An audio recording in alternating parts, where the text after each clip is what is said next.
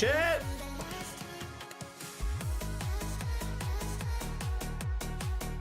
Shit.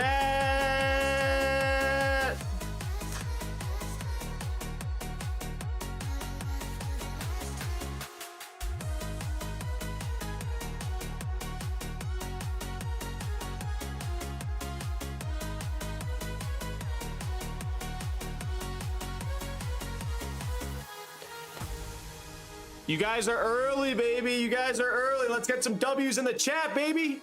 We got a big one today. Let's get some roll call, people. Roll call in the chat. Let's wait for people to come on in.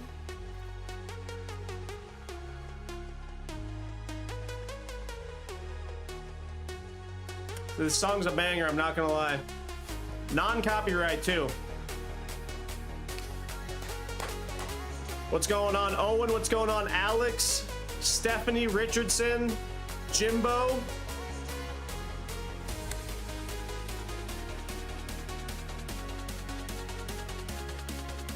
Big day, big show coming in hot.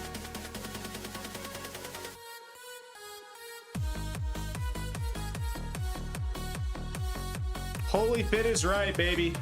We got push-ups coming up in 1 hour. All I can say is the king is back.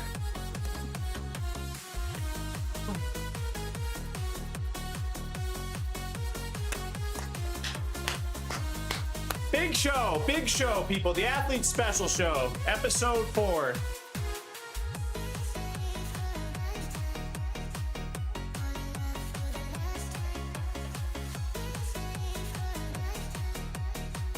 Woohoo!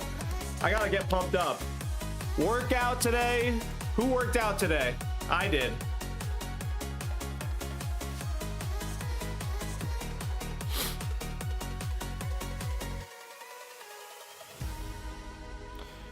All right, that song's almost done. We'll get into business in 1 sec here. Give it a few more minutes. Let the people come on in. Good to see you guys. Good to see you guys.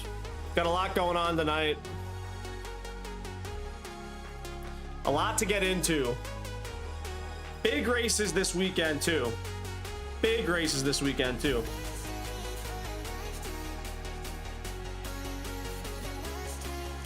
Bow down to the king, baby.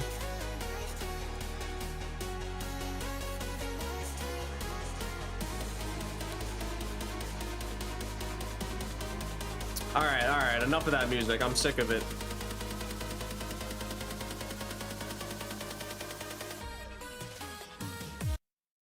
Done with that. I kind of blue balled you guys on that last little part right there. Chat, what's going on? What's going on, guys? I did a workout today. Big workout for me. Did it with my friend Nick. We did 20 by 1 minute on, 1 minute off. I'm also gonna turn these lights down a little bit now. The hype is over. But thank you guys for all coming in here. Let's go light blue. That looks good. But yeah, as you can see from the title, what we are going to be doing on chat today on live is we're going to be going over the whole situation of the Grand Slam track. There are some updates as well in that, so we're going to first look at the updates with the Grand Slam track situation, and then after that we are going to dive into kind of like a history video of what happened with Grand Slam track. We also have this big meet, Sound Running, coming up this weekend. That's going to be absolutely huge, so we're looking forward to that as well. I've got some insider info, guys. I reached out to Sound Running, got some insider info, or maybe just a little bit of info, so big information on that. Also, I have an announcement later on in this stream. Yeah, also my dad said I got to stop swaying back and forth, so I will try to do that. But what's going on with you guys? Good to see you on this Wednesday. Some people are saying you did core. How are you? Okay, nice. 12-mile run before. Okay, nice. Did a 12-miler today. You guys want to talk about the enhanced games? Let's save that for another stream. I need to do a little bit of research on that before I talk about the enhanced games. Who was here last stream, guys, when I got shut down by NBC? Say me if you were here last time. Guys, I'm not even going to lie. I think we got low-key shadow ban. I'm not gonna lie. I think we got shadow banned by NBC, but the real ones are in here right now. But I think I'm in a little bit of timeout because in my last stream, I did a little oopsie where I was playing some NBC videos for a little too long, and it ended up blocking my stream. It was kind of a disaster. After the stream ended, I had to like take out all of these portions of the stream. It was so annoying, but you know, we're learning. And I do think that low-key YouTube is punishing me a little bit right now with a little shadow ban, but hey, the real ones showed up, so that's all that matters. We're still gonna have a great show tonight, talking about Grand Slam track, the sound running invite, which, whew, like I said, guys, I've got a big announcement on that. It's going to be crazy. We're going to be live streaming the sound running invite, which is Saturday on Valentine's Day. Yeah, so we're going to be live streaming that for you guys, and that's going to be insane. And there's a little twist with what's going to go on with that live stream. So I'm very excited to tell you my plans for that. We're going to wait a little bit later into the stream to talk about that, but that's going to be a lot of fun. And yeah, Allie and I are going to do something on Friday for Valentine's Day because you don't really need to do something on the actual day of. So we're going to do something Friday for Valentine's Day, even though the actual day is Saturday. But Saturday is jam-packed. Saturday morning, I'm going out and doing the Heartthrob 5K. It's a local 5K. After the Heartthrob 5K, I will be going to live stream for 3 or so hours, the sound running invite. So you guys are more than welcome to come on in for that. Crown's coming off right now. It's kind of hurting my forehead, so yeah, got to take that off. But yeah.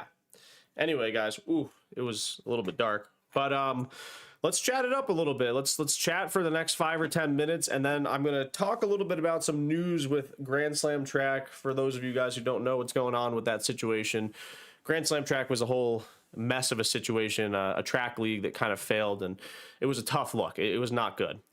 Bro, you need a better background. Okay, I mean, hey, if you got some suggestions, then let me know. This is our 4th stream, by the way, so yeah, we'll put some posters up. We'll do some stuff in this stream setup, but for now, we're just you know, this is what it is. It's actually not that bad compared to the first stream. This is looking pretty good. We'll get some. Well, eventually, we're gonna get a nice thing that says the athlete special right there in the middle of our 2 YouTube play buttons, and then we'll get some posters down here and down here or something, maybe some flowers or something. But yeah, well, guys, this is stream number 4. We're planning on doing this for the long haul. So stream number 4, we're gonna get that posters and all that stuff going soon. So yeah. Anyway, again, I did a little workout today, 20 by 1 minute on, 1 minute off. Achilles was feeling pretty good. That's a good thing for sure. Advice with the ladies. Specifically, how should I rizz up a girl on my high school track team without it being weird? Here's the problem. If you're on the high school track team, everything is awkward and weird.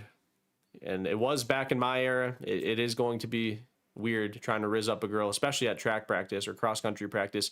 That's where the weirdos all go. We're all the freaks and the weirdos. If you're running cross country or doing track, we're all pretty weird. So you're probably gonna have a hard time. But just be patient.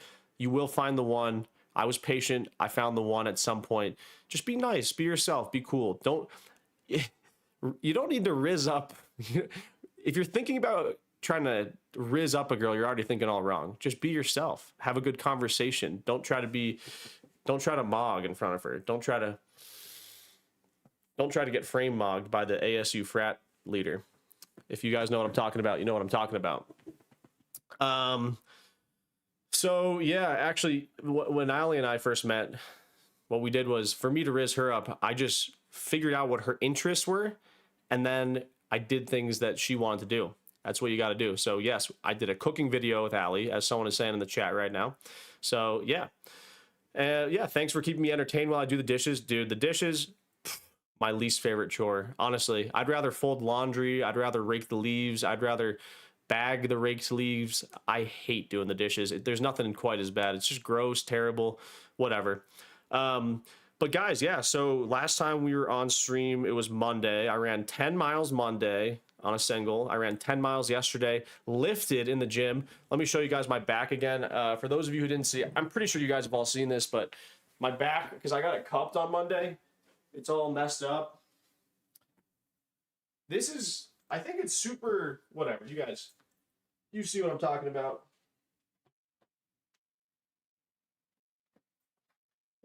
back is all messed up, but it's feeling better now. So I think you should, get cupped if you can here and there. There's nothing wrong with doing that. But I lifted yesterday as well, did some RDLs, and I did some RDLs and back squats, and then abs as well, and then pull-ups. I did 3 sets of 4 pull-ups.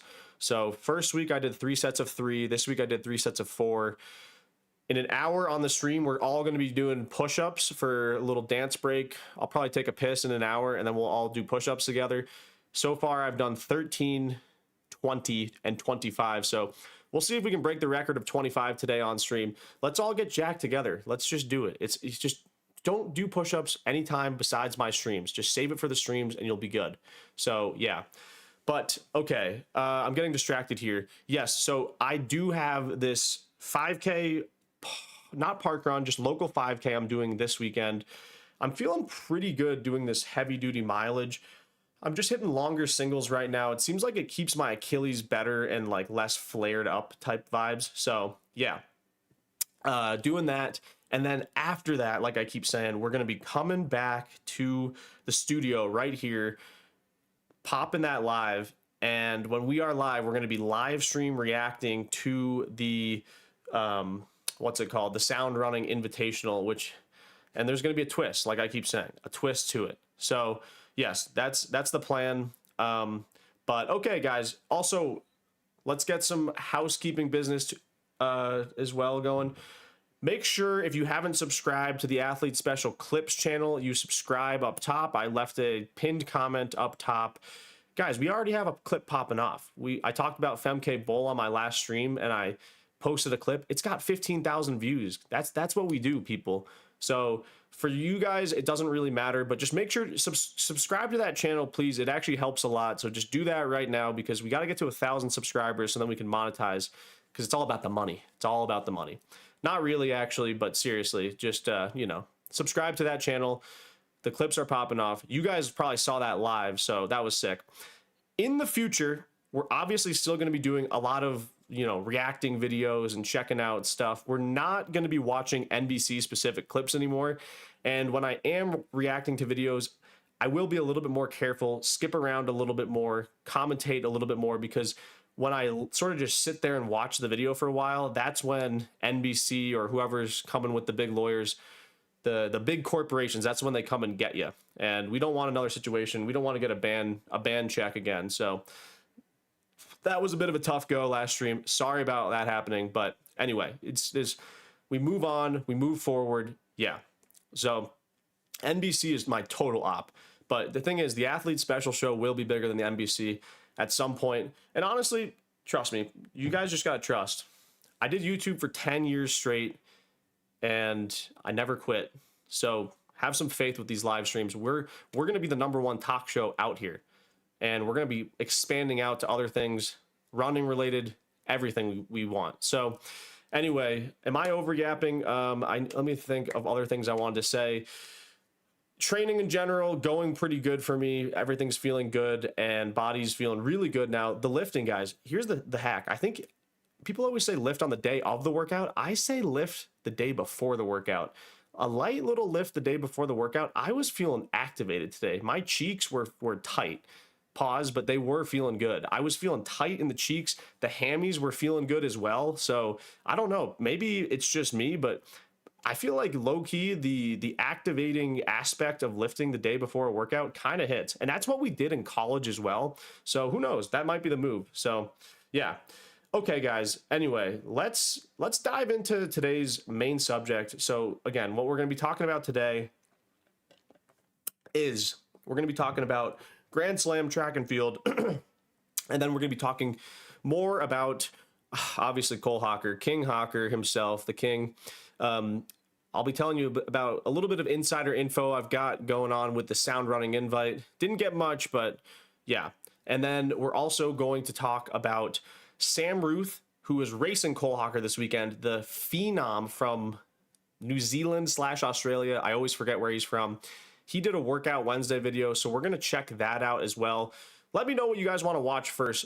What I was thinking first, what we could do is there's an article on Let's Run. I know that people aren't a big fan of Let's Run. I do like Let's Run. It's good for news. It's good for news. The message board's a little toxic, but one of the Rojo brothers put an article out talking about Grand Slam. So I think that we should just glance at that real quick and sort of skim that, see what's going on with Grand Slam. And yeah, Sam Ruthe is from New Zealand. Thank you, Stephanie Richardson, for letting me know.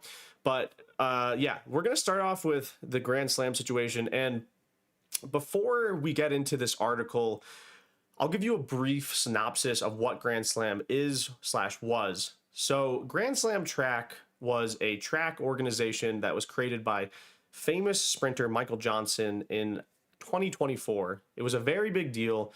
And the reason it was a big deal is because they said, we're going to create a track league in which the athletes get paid big time.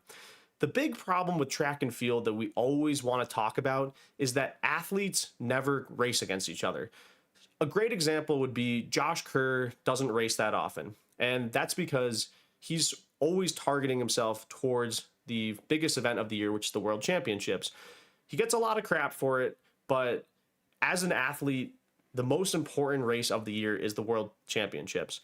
So the way to make athletes race against each other is wag a bunch of money in front of them and say, look, if you show up to our event, we'll give you 20K, we'll give you 50K. If you win the event, we'll give you 100K. So that was the whole gimmick of Grand Slam Track. Michael Johnson claimed that he had all of this crazy funding, and he did. He got all this funding from these billionaires, these rich billionaires, and said, look, we got all this funding, so we have this crazy deep track league. He hit up all the best athletes in the world, pretty much all of the best sprinters, middle distance athletes, and distance athletes signed up for Grand Slam Track because they were all getting paid like crazy. If you won a Grand Slam slam, you would win, I think, around $100,000. I think first place was 100K per slam. Second place was 50K. Either that or first place was 50K. It was a lot of money. So what you would do is you'd race 2 weekends or 2 events per weekend, and there were supposed to be 4 slams. So that was the whole Grand Slam situation. That's how it started out. And people were hyped about it. You had all these amazing athletes. The only, there were a couple notable athletes who decided not to do it, like Jakob Ingebrigtsen didn't do it, Noah Lyles didn't do it. But for the most part, you had Sidney McLaughlin in there, you had Cole Hocker in there, you had just Wenyoni, one of the best 800 runners in the world, actually the best 800 runner in the world. So you had a bunch of people in there, Josh Kerr, Cole Hocker, Yard Naguse, banger races, sick races. But what happened with Grand Slam is that the first meet happened. It was in Jamaica, Kingston, Jamaica. I remember I was watching it. I had a race the next day. I was in Washington, D.C., about to race the Cherry Blossom 10-mile race. I pull up the stream, and my goodness, there was no one in the crowd. And immediately I thought, this is not going to be affordable. There is no way that they're going to be able to get this thing paid out. This is embarrassing. There was literally, I'm not kidding, 5 people in the stands. You'd find more people in the stands at a middle school track event than this Grand Slam, which is the best athletes in the world. It was tough. It was so tough. And they said after the first slam, which the races were fantastic. I have nothing but positive things to say about how the actual races were. They were fun. They were different. They were tactical. They were fast. They were all over the place. But on the back end, we all knew that this thing was a ticking time bomb. It was going to be a disaster because it was just not looking profitable. And we knew that they were paying out these athletes like crazy. So what happened next was they had another slam in Miami, and that one, the turnout was a little better. They hid they had some camera angles to make it look like the crowd turnout was good. But again, it was, people were sort of looking around, okay, there's about 200 people in the crowd, but not 20,000, not like a normal, NFL football game amount of people. And again, people were just thinking this thing is probably either they've got so much money or this is a disaster. Then they had a third slam in Philadelphia. That one looked like it was the most successful. It had more and more people turning out. The races were great. They were pulling in great athletes, and it was a blast. But then after the Philadelphia Slam, they canceled the fourth and final Slam, which was supposed to be the LA Slam. And they said, look, we are bankrupt. And everyone said, obviously, you're trying to pay these athletes like $13 million and no one's showing up for these events. This is horrible managed money. The whole thing was a disaster. Everyone did dogpile. I'm not going to lie. I'm not going to act like people didn't just immediately crap on it, because it was tough. It was very tough. But yeah, it was, and then throughout the summer, more and more information came out that they didn't have the money to pay the athletes for a little while, but they kept holding out saying, we're going to pay the athletes. That's our number one prerogative. And that should be. That was the whole gimmick of it, that we want to make the pro athletes feel like pro athletes, like baseball players or football players. So I think at this point they've paid out the athletes at least 50%, which is okay. But we all know that they haven't paid everyone fully. So that's sort of where we're left at. They've declared for bankruptcy. People are dogpiling on Michael Johnson, saying he's a big ego head. So yeah, that's where the Grand Slam situation is at right now.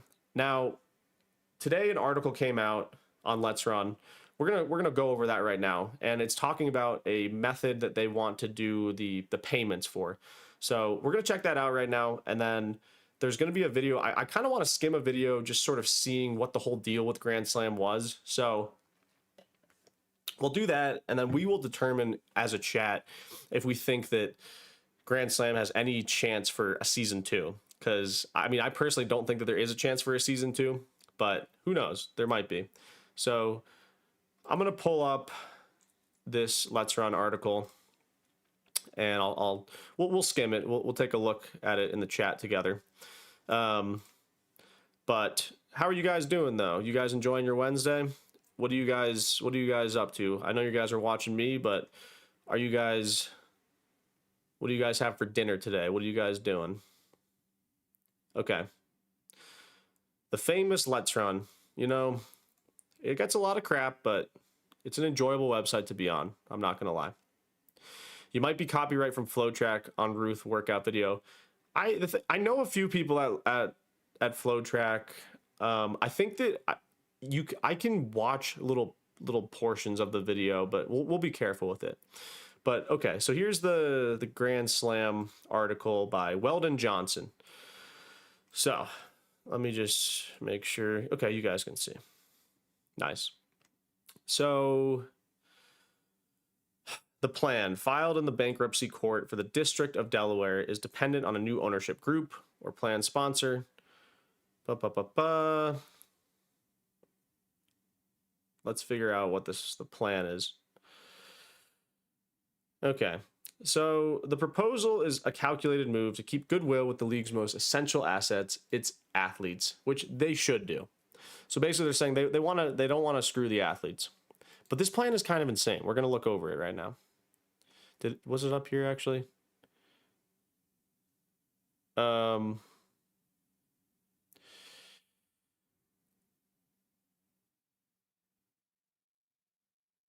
The Lions' share of that money, $6 million, is earmarked to pay athletes roughly 85% of the remaining $7 million they are owed. So, meanwhile, the league's other general unsecured creditors, a group including various vendors and contractors, TV producers, TV broadcasters, marketing agencies, probably like Sidious Mag, who are collectively owed roughly $13 million, would split a mere $200K, only recovering 1.5% that they are owed. So what they're trying to do is pay the athletes 85% of the money, so they have 85% total, and then they're only going to give the creditors and all these other people, the contractors, 1.5%. That's what the situation is. So let's keep going down. Okay. Grand Slam track has no chance to have a season 2 without the athletes on board. This bankruptcy plan favors the athletes over everyone else, which strategically makes sense. If the plan passes, the athletes who have already been paid 50% of what they were owed would end up receiving $13 million of the $14 million they earned. So I guess 92%. Meanwhile, some of the other creditors would receive only 1.5%. That's so tough. here's an interesting part of this proposal as well. Anyone can object to the plan and use that for leverage to try to get better terms or upside in GST if it survives in the future. But GST disappears entirely. But if GST disappears entirely, these other creditors likely will receive close to nothing. So if you're an athlete, you probably don't want to turn this plan down, because if you do turn it down, then you barely would get any money. So I don't know. In my opinion, I think that the athletes would be cool with this plan, but I don't think that the corporations who helped fund this and who are not paid out, I don't think that they would be happy with this plan. So I don't know. It's the whole situation is sort of just a mess. I'm not gonna lie. So I don't know what's gonna happen. To be completely honest, I don't know what's going to happen with there's not going to be a season 2 of Grand Slam track, but in general, I think that we'll watch like a video on Grand Slam if you guys want to. I don't know if this is a boring subject or not, but I find it sort of fascinating, because the tough thing is that Grand Slam ended up being such a failure, and it kind of put the track world back a bunch of years. We're always talking about how we can evolve the sport of track and field, but I feel like now, after Grand Slam has sort of fumbled the ball, we're just going to stay with the Diamond League stuff. I feel like that stuff does work. It gets the job done, but we're never going to try to do something crazy and innovative again in the sport of track and field. So I think that it's just one of those things that it was so poorly managed, and we're hoping that they can pay the athletes out fully. And the other problem with it that kind of I feel bad for the athletes in is that the athletes who took the time to race the Grand Slam events, a lot of them ended up kind of screwing their seasons. Not terribly screwing their seasons, but like they did have to put a bunch more races on the calendar, especially when they weren't in crazy shape in like April and May and June. So like, and they had to do all these big travels and stuff. So, you know, if you look, not every athlete who did Grand Slam ended up having like a lights out finish of the year. I think one in particular would be, you know, maybe Grant Fisher. Grant Fisher did great in Grand Slam, but he ended up actually getting an injury at one of the meets, or maybe before the meet. Maybe it was just a coincidence, but I do think that, you know, the fact that some of these athletes had to race quite a bit, it kind of burned them out towards the end of the year. Probably another one I'd give as an example would be Hobbs Kessler. You know, he ended up not making the U.S. team because he was doing these Grand Slam events. I don't know if he did all of them actually, but maybe that was a bad example. But then you have like Cole Hocker, who raced year round, and then he ended up winning the 5K at the World Championship. So for some athletes, maybe Grand Slam worked, and in theory, they all will eventually get paid a high amount of money. So yeah, it's just a shame. The whole thing is a bit tough. So yeah. There's another article quickly on Let's Run I want to read that is about, what is it? Let's go back here. Oh, yes. Here we go. USATF Outdoor Championships are going to be held in New York for the first time since 1991. This is a cool article because, I mean, as far as the last, like, I can't remember the last time that USAs have not been held at Eugene. And I think, you know, I've been to Eugene a bunch of times just to watch the US meet / the trials. And it's pretty like the town itself kind of sucks. So if you guys are going to travel to USAs this year, it would be totally worth going because New York City is sick. Icon Stadium is pretty slow. The stadium that they're going to compete at, I've competed at there a few times. It's not the best stadium. It's a little annoying to get to, but you would just take like the train to get there, and then you'd walk across a bridge. So I don't know how it's going to logistically work out, but yeah, I think that'll be a lot of fun, switching it up and having a little break from Eugene, because Eugene is, you know, just one of those places where outside of the track town USA vibe, it is not that fun. Not that fun at all. So yeah, but okay, let's quickly dive into this. I don't know if I want to keep talking Grand Slam. It might be putting me to sleep a little bit. I kind of want to look at something a little bit more exciting right now because I feel like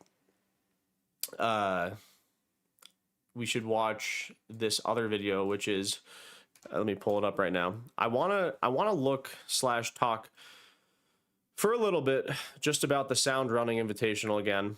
We looked at this last stream. What I'll first do, actually, let me give you guys the big screen again, because there is a lot of things that are interesting with this Sound Running invite. And the big storyline that I'm trying to follow is, can a world record be set? Now, in the mile. So I'm going to pull up the men's 1 mile once again here. And call me crazy, but in this men's 1 mile, you can see the whole field right here. Cole Hocker is the favorite, and I think that he has a good chance at breaking the world record in the 1 mile. Cooper Tier is also in really good shape too. He might just sit on Cole Hocker and try to run a fast time. But obviously the big storyline is Sam Ruthe, who ran 3:48.88 at Boston a couple weeks ago. And now, you know, the thing is, we're finding out more and more that he ran that time after 72 hours of travel and just hanging out in Boston for a couple days, like barely acclimating. So he might, and now he's been in the US for a couple weeks. He's got a workout that he just did at JDL, which is the fast track that he's going to be racing at. So the question is, we don't know how fast this kid can end up running. Can this kid end up running a world record time and beat Cole Hocker in this JDL fast track invite? I mean, it would be insane, honestly, if that happened. But yeah, I didn't know who Sam Ruthe was until this year, obviously. But Cole Hocker is also cracked. But yeah, we're gonna we're gonna have a lot of fun on that live stream day for sure. So anyway, what we're gonna do now quickly is let's check out the Sam Ruthe flow track video just to liven things up a little bit, because I think that Grand Slam stuff, it's a little boring at times. I realized as I was talking about it that I feel like we're all on the same page with Grand Slam. It's just this disaster that's sort of just kind of bringing everyone's mood down, and they're doing the best they can to make it better for the athletes. But what are you going to do? At a certain point, the Grand Slam situation, it's a bit tough. But okay. Anyway, let's now go on. We're going to give it a shot. Make sure that we can. I'll be monitoring closely to see if we can actually watch this Sam Ruthe situation. But what's up, guys? Brian. Okay. Cool. I'm gonna make the screen big because I want to just sort of see what's going on. I haven't heard much from Sam Ruthe. Like, I haven't heard him talk much, so I do want to like see what's going on with him and see how he's getting ready, because maybe we'll change our prediction and go from, because right now I've got my big bet on Cole Hocker at the Sound Running invite, and I'll tell you guys about the big announcement at the end of the stream to hopefully get you guys hyped up for Saturday, because I think it's gonna be a lot of fun on stream. But anyway, this could, this people were saying online that Sam Ruthe, if he can pull off the win against Hocker, it's sort of like he's like that next version of Jakob Ingebrigtsen, where he just comes in and like just keeps getting better, and then all of a sudden he's the best in the world. So who knows? He's fearless. He might be able to do something. But let me see how this is looking real quick. And okay, yeah, we're good. Let's just dive into this a little bit. We're here at the JDL Fast Track because we're catching up with Sam Ruthe, the 16-year-old phenom sensation. He ran the 11th fastest mile time all time, U18 world record, New Zealand national record. He broke over 40-year-old record, 3:48.88 in Boston. In case you're living under a rock, here's this. Bring it home, Sam Ruthe. Just insane. Just insane. The kid is just, it's so impressive. It's crazy. I literally don't understand it. Okay, yeah, I was just checking right there to make sure we're okay. We are. Incredible performance. And he said there's more in the tank. There's definitely more in the tank. What is this kid? That's the thing. I just saw the other day when he got interviewed by FlowTrack after he ran the 348. He said there's definitely more in the tank. Granted, you do typically think that you have more in the tank always after a home run race. So maybe there is more in the tank. Maybe not. I have no clue. But let's continue. In for breakfast. What's this kid doing in workouts? We're here. We're going to find out. Mostly the question of what's this kid doing in workouts. So we're going to get that for you. We're coming to you. Here we go.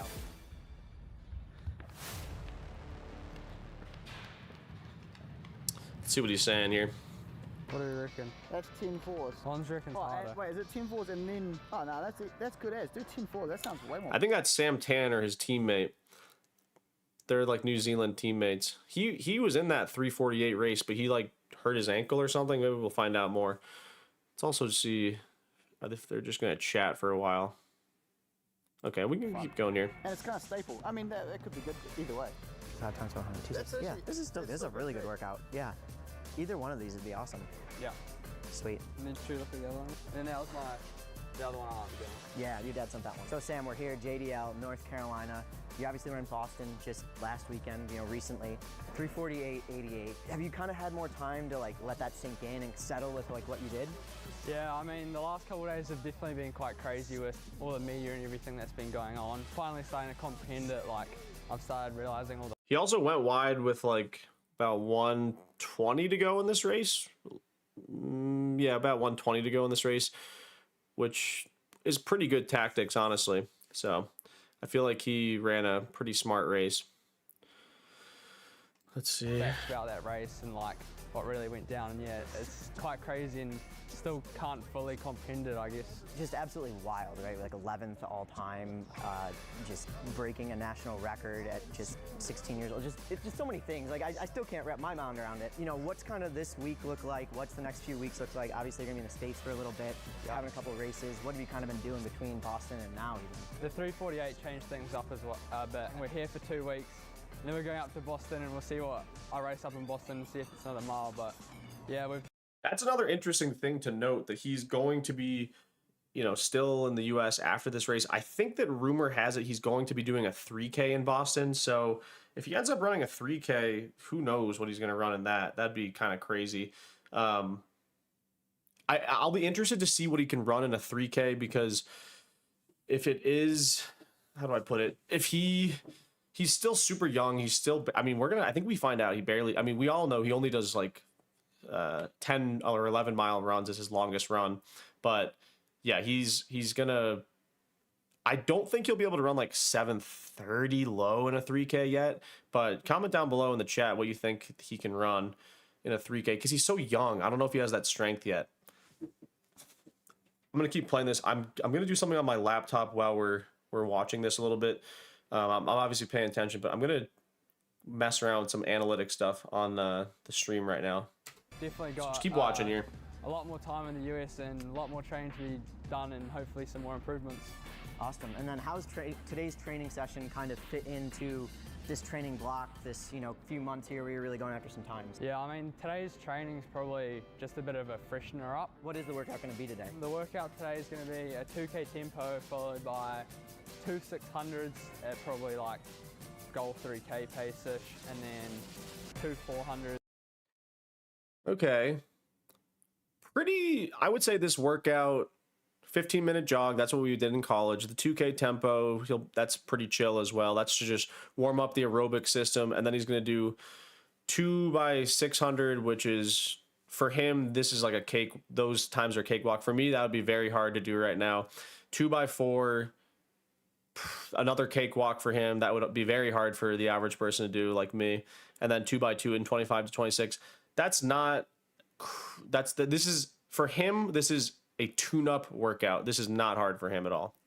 Not hard at all. It's 2 200s. Cool, man. Awesome. Looking forward to watching the workout. I'll let you keep warming up. All right, perfect. Cool. Thanks. Thank you. It's so dry, eh? How far are you going for your warm-up? Just 15 minutes. My watch isn't working, like, it's telling me I'm running 3:45s right now, but I'm definitely not running 3:45s. Yeah, like when you actually do the workout, like your throat gets like sore, and I'm not used to that at all. Yeah, like after my first. That's another thing to say. He has barely ever trained on indoor tracks. And someone was asking me in my last stream, like, is it harder to run on an indoor track if you haven't actually trained indoor stuff? I would say, in my opinion, I think it's a little bit harder. Your throat does get dry. So again, too, 3:48 after no indoor track training. So who knows? He might be able to do something crazy now.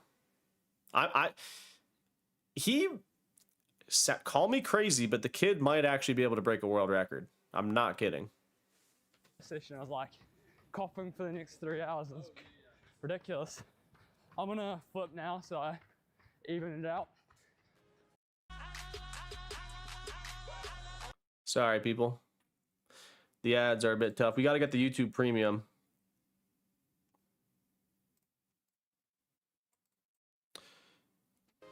Yeah, I'm Ben Ruthe. I'm Sam's dad. Decided we'd shoot down to North Carolina because the weather was supposed to be a bit better, and they've had another snowstorm since we've been here, 11 inches before.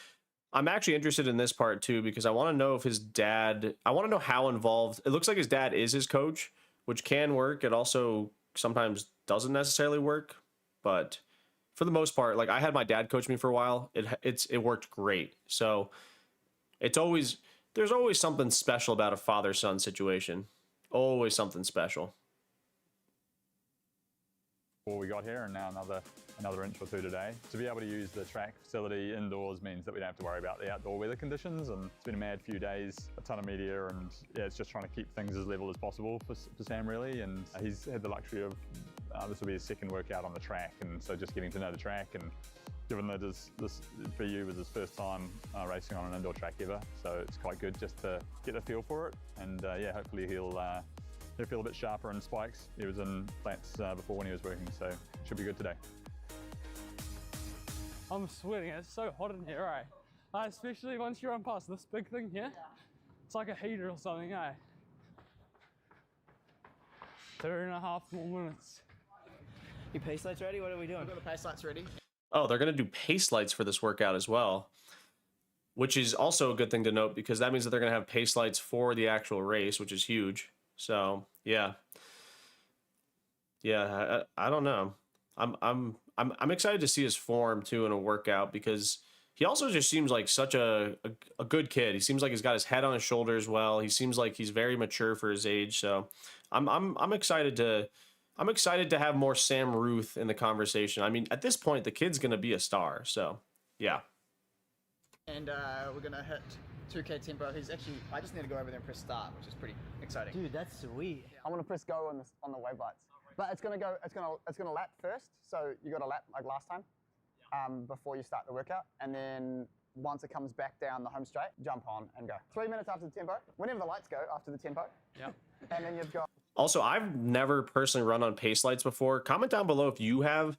I mean, it seems like it may be helpful, but you're not actually getting you're not drafting when you use pace lights. So I don't know. I feel like they could help, but maybe, I mean, they obviously do help a lot, but I wonder how much more it's just like a mental thing of making sure that you're running like the correct pace in that moment, which is overall going to help you run faster. 2 minutes after the 600s, and then. I'll probably hop on and off. Yeah, and then 90 seconds after the 400s. Yeah. And then you've got 60 seconds between the 200s.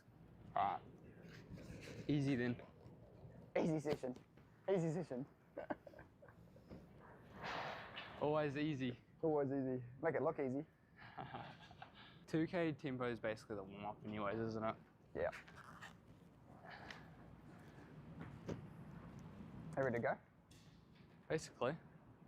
Stride, drills, nah. Nah, that's what the 2K tempo is for. 2K tempos for the drills. Come over here. Workout X. And ready? Yep. Okay, it's sending it off. Go. There they go. Now the I'm gonna do my coaching's done. stopwatch now. All the coaching's done. Just don't fall off the lights. Also, the fact that Sam Tanner isn't doing this workout with him, I wonder if he is hurt. Do you guys have info if he's hurt or whatever? LOL. Didn't Jakob's dad abuse him? Unfortunately, Jakob's. Well, yeah. Okay. Well, that's the thing about having a father-son relationship, or the thing about having a father-son coaching thing, is that it is very touchy. As in, like, it's hard to get it correct. My dad was a good coach for me, but even at times in future live streams, I'd love to have my dad on to talk about the dynamic of what it's like having your dad coach you, because it's a very thin line, because you're also the parent of the child. In Jakob's case, yes, a lot has come out that his dad was pretty abusive. It did make him a great athlete, but at the cost of his mental health. So I think, like, I was thinking, when I have a kid, I don't know if I would want them to, I don't know if I'd want to coach them, because it's hard. It's definitely hard. And again, it'll be great to have my dad on a stream at some point, because we can talk about the pros and the cons of why, of you know, what it's like for him to coach his son, and what it's like for me as his son to be coached by my dad.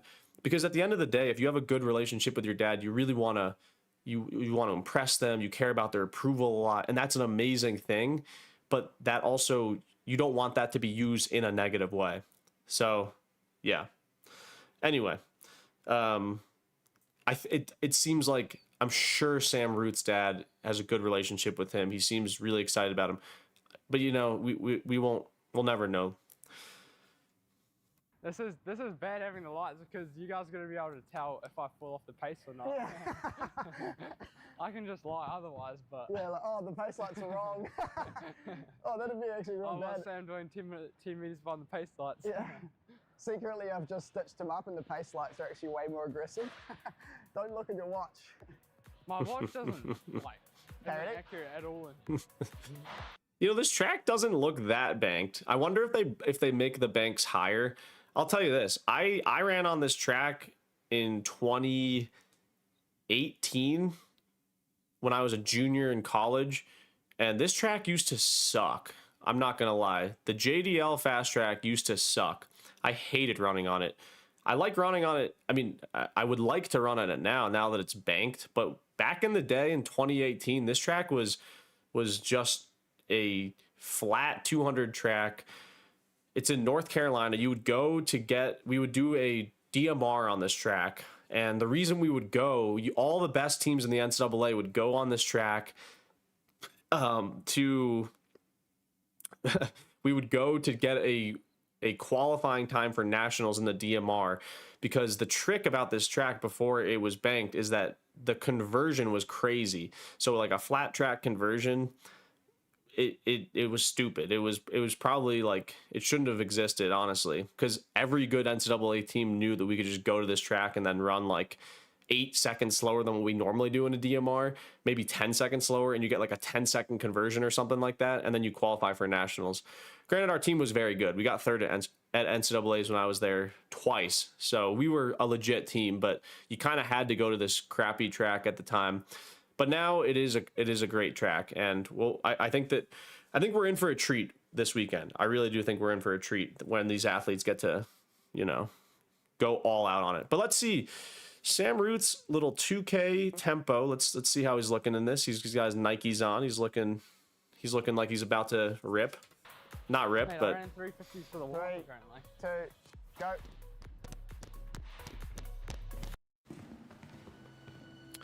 another ad. We'll have to save up for the YouTube Premium. Okay, here we go. Just looked at his watch. What are you doing? Look at your watch, Sammy. It's just double checking, making sure the lights are good. Are the lights right? Yeah. Yeah, so I guess the journey for us sort of started the night that he ran 353 and... Oh yeah, I want to hear what his dad has to say now. Let's lock in. Okay, also guys, what I was doing behind the scenes right there, I was just changing the title of this stream.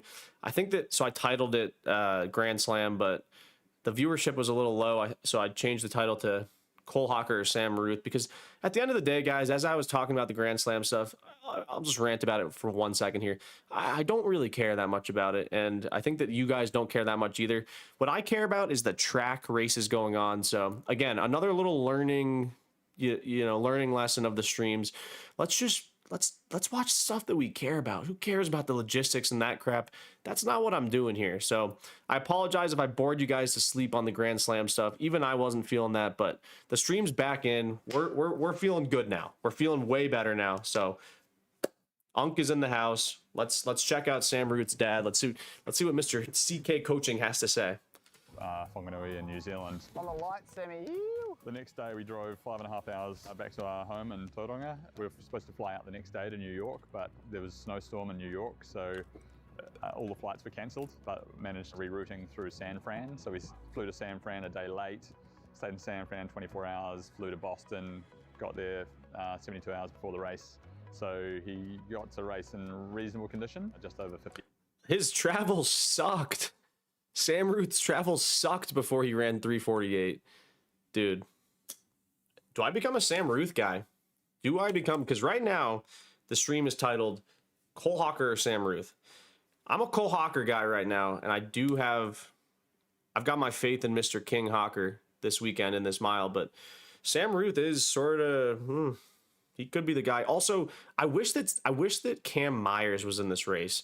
I wish Cam Myers was doing this 1 mile race this weekend, because if he was, I think that we would see a world record. Hours travel. So it was a bit of a journey. So it was a bit of a surprise actually that he ran as well as he did, because he felt like his legs were a bit heavy leading into it. Flow track on the content. In Boston during that race, like you executed it very well. What was the game plan and strategy for that one? Probably from experience, just because the week before that was a bit rougher, heading out in 54 high first lap, and then having a couple 60 and then 60, 62 nearly second laps. So I just took that experience from the previous week before and was like, I got to run this a lot more even, because I know I can run faster if I run even. So yeah, I took that into the next race, and then yeah, it turned out a lot better. Yeah. A year ago I was pacing him when we came to the US, half his reps with him. Those days are gone now. So Oh, you hear what the dad said? A year ago he was doing half of the kids' reps with him. That means his dad must be really good. Someone was saying in the chat that Sam Ruthe comes from a very fast family. So yeah, I think that that is funny that his dad is there. Every dad has to go through a period of time where their son becomes much faster than them. And for Sam Ruthe, I mean, the fact that his dad was running with him last year, the kid was still running 4 flat. So his dad must be really fast too. So he comes from a lot of talent. we knew that he was going to be a good runner. Primary school cross country, he'd win it by sort of half a minute or more, or it started growing and growing, and then he'd go from race to race, and the races. Sleeping on Hobbs Kessler. Well, Hobbs Kessler right now currently has a calf strain, so I'm not sleeping on him at all. He's not in the mile race this weekend. I believe he was planning on doing the 3K. I don't know if he's actually doing it anymore, though. We can check about that later. But yeah, Sam comes from a fast family. His dad ran 148. Grandmother was an Olympian. Grandfather had a world record for debut. Okay, so the kid's crazy fast. No Nagoose. Nagoose is running the 3K this weekend. Yeah, no, this. So what I'm talking about is, yeah, the Sam Ruthe versus Cole Hocker debate right now is because they are about to race head-to-head this weekend in a 1 mile race on this track that we're watching a video of. Nagoose is in the 3K. I think that Hobbs Kessler is in the 3K / injured. Cam Myers is not doing this race. So yeah, that's maybe though any of those guys could compete with them, but they're not even in this race. So yeah. Got better, and he just kept on winning them. So he wasn't doing any training. He was just doing the ordinary kids races that every single school kid in New Zealand would do. We kind of knew he was going to be okay at running. He got into it, and I think within the first few months, he was the youngest person to break 4 minutes for 1500 in New Zealand. Within the first few months of him training, he broke 4? Bro.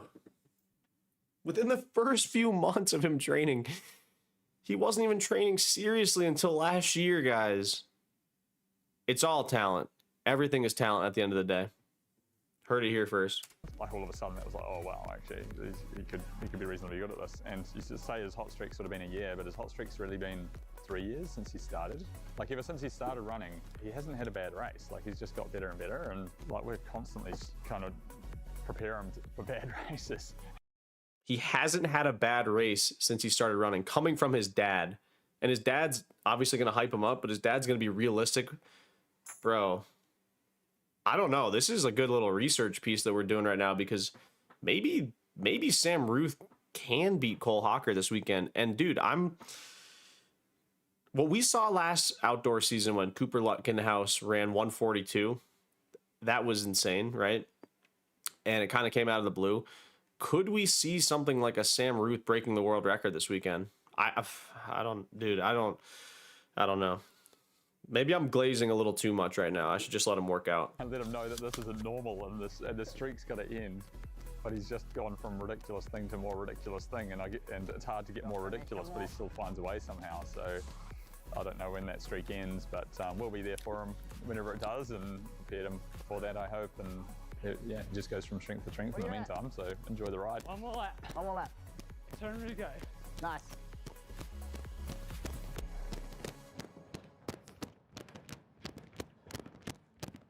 Bump, bump, bump, bump, bump, bump, bump, bump.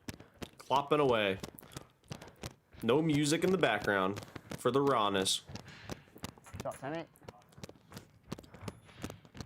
Yeah, there you Let's go. get a time on that. Crawling. Oh, I counted it right. Yeah, you nailed it. It's hard counting that many laps. You go 6 minutes. Is that Philly cheesesteak? Another ad here. We're helping FlowTrack out. We're giving them some ad rev. So, Yeah. get your spikes ready, Sammy. So when you want to change, you can just. Oh, dude, Sam Tanner's a great teammate. He's a great teammate. And he's so fast himself. It's pretty cool. His dad's having a good time out here. They're all having a good time. He said, my son's never had a bad race. Bro, the aura of that. Your dad says, my son has never had a bad race. And we're actually kind of concerned because we don't know when he's going to have one. He's like one race away from breaking the world record. Flip them straight on. How you feeling overall? Pretty good. Now it's just warm up, I guess. So yeah, that always feels pretty good.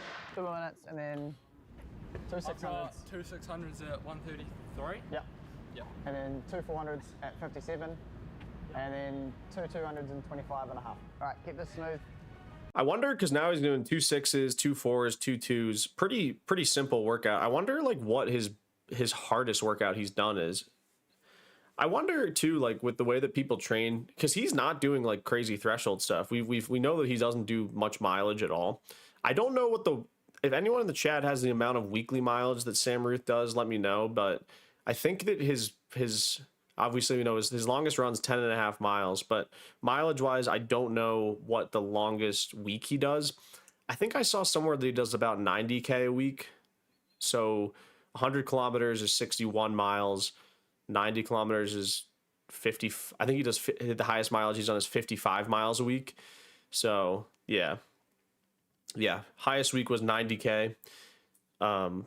That's 50, 55. Just another thing to make us all feel not that good, right? Kids doing 55-mile weeks running 3:48 in the mile. Yeah, it's tough. 3, 2, 1, let's go. Yeah, Sammy, nice. He's so good at this stuff. Like a metronome, especially with the lights. A little bit ahead of the lights. He's got to ease back a little. Yeah, Sammy, nice. 2 to go. So his grandmother made the Munich Olympic final in the 800 meters, and she. Oh, here, we're going to get the info on his family now. Because you guys have been letting me know the scoop on the chat, but I want to hear this. Held the British record for 20 years and the Scottish record for 30-something years. His grandfather broke the world record for a debut marathon in 1971, running Nice, through Sammy. 12. My wife. Oh, his grandpa ran 2:12 in his marathon debut in 1970. Interesting. Because my dad was running marathons in 1970 as well. That's crazy, dude. 2:12 in 1970 is fast. They used to run in like slippers in 2000 or in 1970. I'm telling you, like my dad used to show me like the shoes they wore. They were literally like the crappiest little like nothing shoes ever. Break your feet with those shoes. Cross-country champs. There's probably some genetic advantage in that, but I think there's also, his grandparents never displayed any medals around the house, had no photos of running, and it's the same for us. My wife and I still ran, so he still saw us go out running regularly, but he didn't really have a grasp on how much we'd done in the past. And I think one of the... So his dad saying that right there, it's probably him covering his bases, being like, look, I did not force my kid to do this. He wanted to do it on his own. We didn't show him all the running achievements. We didn't get him into it. The kid wanted to do it on his own. So I think that answers the question. He's got a good relationship with his dad. His, you know, very different than the Jakob situation where his dad was like looking at his son like a science experiment.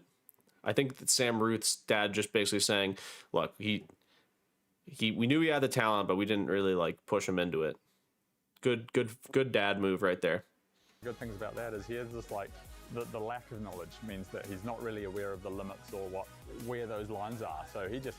The lack of knowledge means he doesn't know what his limits are. That's what I've been saying all week. I think that the ignorance is bliss is such a real thing with, especially with like the younger runners. Like he doesn't, I wouldn't say like when you're young, you're dumb, but when you're young, you're naive and you're not really overthinking stuff. So yeah, that is a great point about probably why he's progressing so fast, because when you haven't found that limit yet and you don't have hiccups, it's just the sky is the limit. That's how it works. Jumps into races and has no expectations of what time he should run, and he just wants to win and run fast. And yeah, so there's no sort of limit, I guess. How you feeling? Good. It's like your third time touching a Banks track, right? Is that something like that? Yeah, it's an interesting feeling, isn't it? I mean, I've ran on 2 bank tracks before this, but everyone feels different so far, so it's funny trying to get used to it. 5. Good point by Sam Ruthe right there. That yeah, he's totally right. Every banked track does feel different. When we used to run at Penn State's track, it would feel different than Boston's track and feel different than the tracks we would run in New York. Like the Armory would feel different. So yeah, Indiana's track I didn't really like that much. Indoor track is just weird. It's very weird. And I don't know, maybe at some point, maybe it's worth having debate on just like, if we should create a standard type of track surface for indoor tracks, because obviously Boston's track is super fast and the material made under the track might make certain tracks faster or slower, depending on like the type of wood or something. I'm not well educated on this subject, but it is interesting. It seems a little bit like we might be entering into a world where track, like there's a little bit too much variability depending on the indoor track.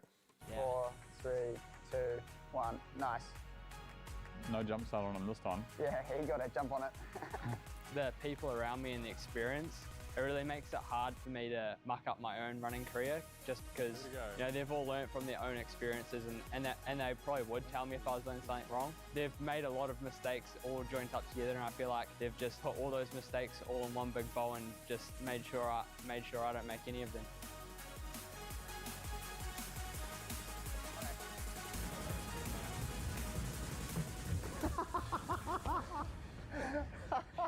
I was worried I'm gonna run right into you.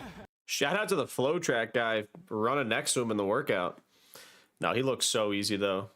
Yeah, 133 for him is super, super easy. I will make, I was talking about this earlier. I think if Sam Ruthe does a 3K in a couple weeks, again, I would be shocked if he runs even under 740, maybe even under 745.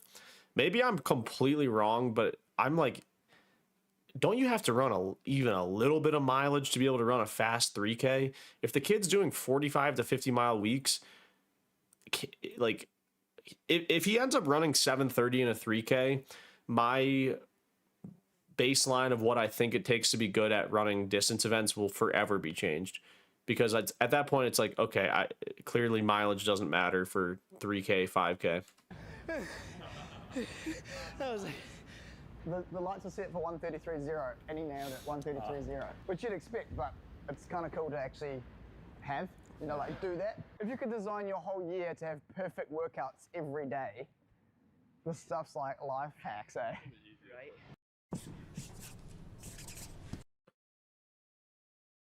When your father was in college in the 1970s, indoor tracks were 10 laps to the mile and literally made out of plywood.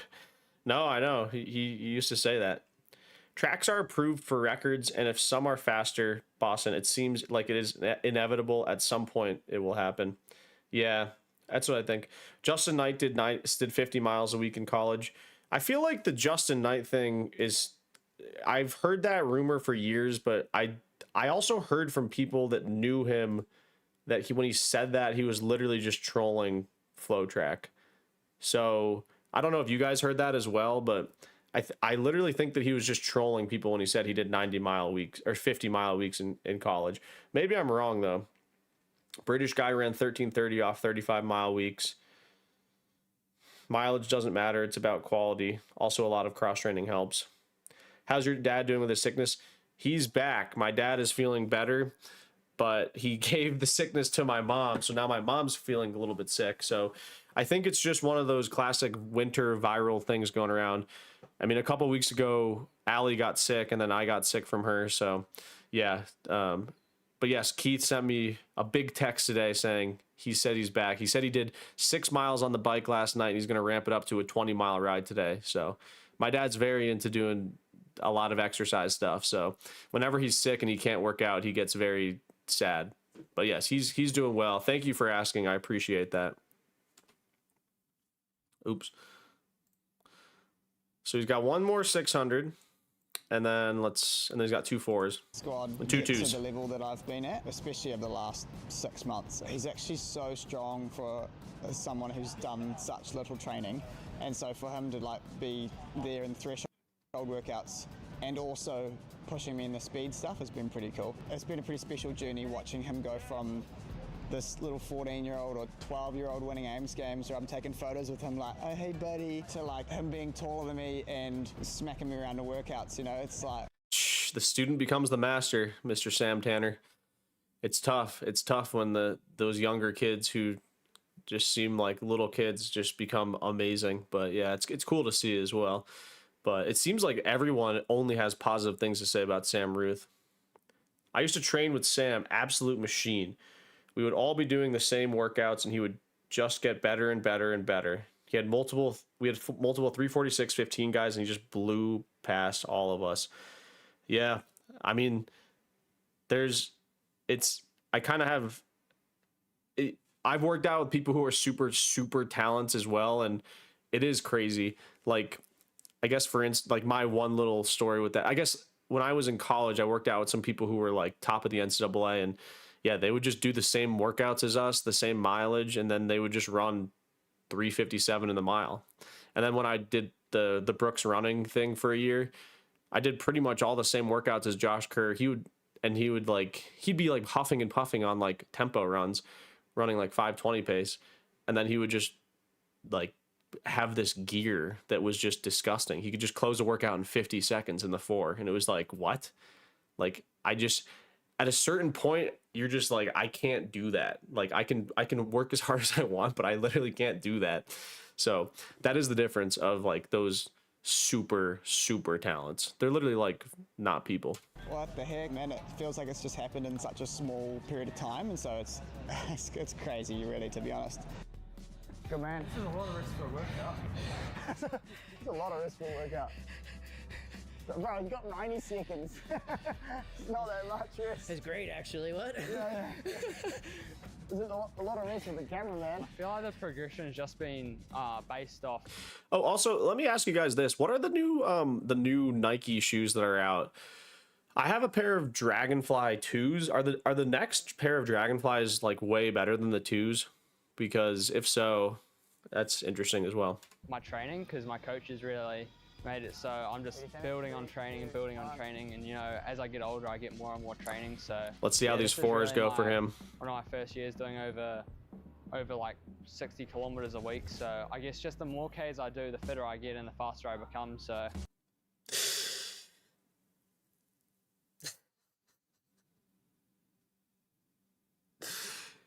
This is the first year I've done more than 60 kilometers a week. Bro, I'm American, so I'm stupid. What is 60 kilometers in miles? So What is that? Someone just tell me right now. What is 60 kilometers in miles? Is that like 30-mile weeks? Dude, this kid's gonna break the world record on Saturday. I'm actually not kidding. I'm actually not kidding. He's gonna break it. Woo! Oh, my camera's frozen. Thanks for letting me know. Here, I might. Dude, I hate when this happens. All right, let's check this out. OBS has been weird lately. I'm deactivating the camera. I'll reactivate it. Thanks for letting me know. Appreciate it. I really don't want to have to end my stream on this. Okay. I have to open Elgato Cam Hub. No, I don't want to do that. Yes, I am frozen right now. That is just, dude, this is not my day. I'm not going to lie. This is not my day. Of course my camera's frozen. Okay, let me try to do this real quick. I don't think it's going to work, but don't know why it says I have to open Elgato Cam Hub. But yeah, guys, that is quite depressing to know that. Not depressing. It's quite exciting to know, I should say. Mr. Sam Ruthe is his fastest or most amount of mileage he's ever done is whatever that amount a week. Okay, let's keep watching this vid. I'm gonna try to mess around with my cam right now. Try to fix it for you guys. I'll put this vid back up though. It's really easy to progress when you're not training to your fullest extent. So when I add more training in, obviously my body gets more adapted and I get fitter. So yeah, it's really easy to progress when you've got volume that you can progress to. 45, 46, 47, 4.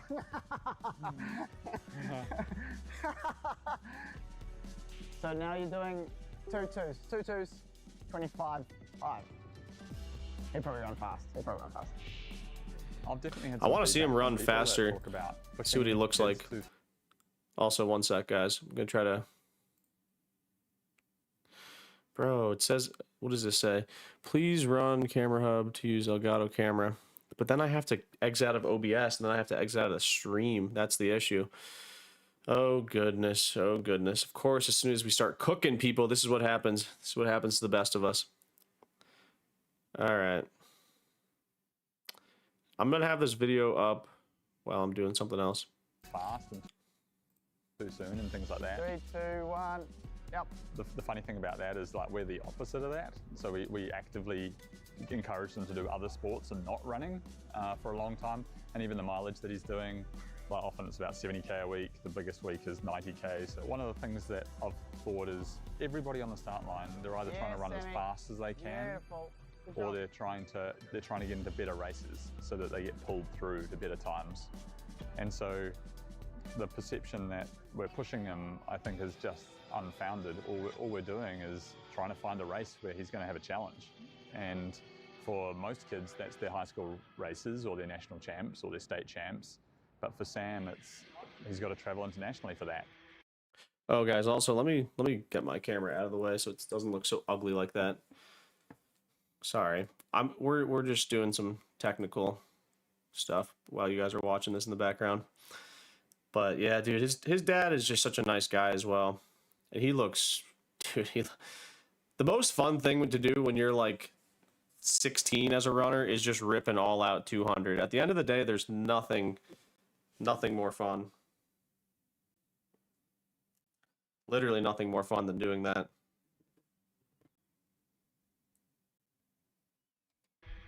I don't feel like we're doing anything different than every single parent does for their kid, just trying to get him in a race where he's got some people to race. So is it better that for the next 3 years he just races solo, or do you give him something to enjoy and chase? And I think it would be a disservice to him to just hold him back. So we've decided we'll let him chase it, and maybe there's some pressure involved, but he just seems really relaxed and chilled about it, and so he's handling that really well. So yeah, I'm proud of him for that. When I was in primary school and stuff, I'd win cross country by ages. I'd always want to train and win it by more, but my parents holding me back really created that tension of me wanting to train more. And I feel like, you know, when someone tells you you can't do something and you want to do it, it makes you want to do it even more. So in that sort of way, I feel like it kind of really encouraged me to run by not encouraging me to run, which is quite funny. So yeah, the way they did it actually really encouraged me to run, I guess. Yeah, the reverse psychology, they didn't really like over push him, which is super helpful. So man, I feel like the kid's got a great head on his shoulders. He's in such a good situation. He's very smooth and efficient, even running those paces. He's going to be fun one to watch. He is going to be a fun one to watch, especially this weekend. I'm telling you, it's going to be sick when he runs against Cole Hocker this weekend, which we're going to check out Cole Hocker's latest video too right after this. It's from a couple weeks back, but I do want to sort of check in with Cole Hocker, and it's good. I think that some of the best parts of these videos is the sort of behind the scenes stuff. Yeah, it's got to be internally driven for sure. But yeah, no, I love watching these, not even the aspect of them working out, but like them just the little interview stuff. Like that's where you get the real truth of who they are as people and what motivates them and what makes them better. Let's finish this out. I'm gonna, uh-oh, another ad. Let's see. I'm gonna try to disable this camera thing one more time though, you guys. And then try it again. Sorry. I'm gonna play this though, just small screen. Oh, so good, isn't it? Low key, if I just hop straight on this track, my legs would like not be able to feel out the track and I'd be like stumbling. I feel like that one, you just seem to be running with more confidence than the session on Tuesday. And It might be the spikes as well though. But Go back to this. Yeah, as soon as you put on the spikes, it's like, oh. yeah, it looked way more poppy. Yeah, the session felt pretty good. It felt better than the last session on this track. I feel like I just got a bit more used to the bends, so I found my rhythm a bit more this session, I guess. And then the pace lights were obviously there with me the whole session, so it was nice just taking my mind off it, and I feel like I was really relaxed. I mean, Sam. Yeah, it's interesting too. I'm saying, I mean, not even that interesting. It's pretty obvious that having the spikes on would make him feel better. But okay, guys, I am looking at this effing thing right now. Don't want to blow up on stream. I'm getting pretty pissed though. I'm gonna have to exit out of OBS for 1 second. So the stream's gonna go down, but then right when the stream goes back up, we're gonna take a look at this Cole Hocker video. I just need to get my camera working again. So bear with me for a moment, guys. Sorry about this. We're gonna be back up in 1 second, but I gotta exit out of OBS real quick. Sorry.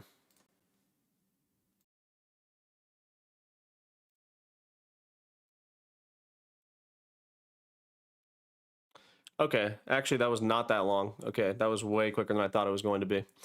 Sorry about that, guys. But you guys can hear me and stuff? We're good? Okay, that was much easier than I thought it would be. But yeah, that was the Sam Ruthe. Essentially, his workout looked super, super easy. Okay, yeah. Thanks for sticking with me. I made that seem like it was gonna be way worse, but we're still trying to figure out how to make sure everything goes well. I don't know why my camera keeps dying. It's super annoying. It just like goes down. But yeah, so no, that was the Sam Ruthe video. I want to next look at Cole Hocker Sova, like the YouTube channel that Cole Hocker has. I want to check out his video. Obviously, I want to check out some Cole Hocker highlights, but it's hard to find highlights that are not NBC highlights, and we all know that NBC is just the devil. They try to screw us with everything. But yeah, I think my big takeaways from the Sam Ruthe Workout Wednesday is that, one, he's got a good head on his shoulders and he doesn't seem afraid of running fast, and he seems very, very mature for a 16-year-old. I was like, I couldn't even put a sentence together when I was his age, and that goes a long way. So he seems like very poised. He seems like he's fearless. He seems like he's not crazy though. Like he didn't do anything stupid in the workout, like overdo it or run crazy, over fast or get too emotional. And then hearing the backstory, now knowing that his grandpa was a really fast marathoner, and his dad was a fast 800 runner, and his grandma was really fast. Now, like, it's obviously he's super talented. I think that we all could figure that one out, though.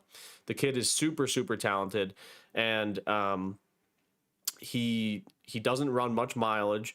I'd like to know what they do for threshold workouts, because I thought that the whole thing with doing threshold was that you should do a lot of volume, but he clearly doesn't need to do that much.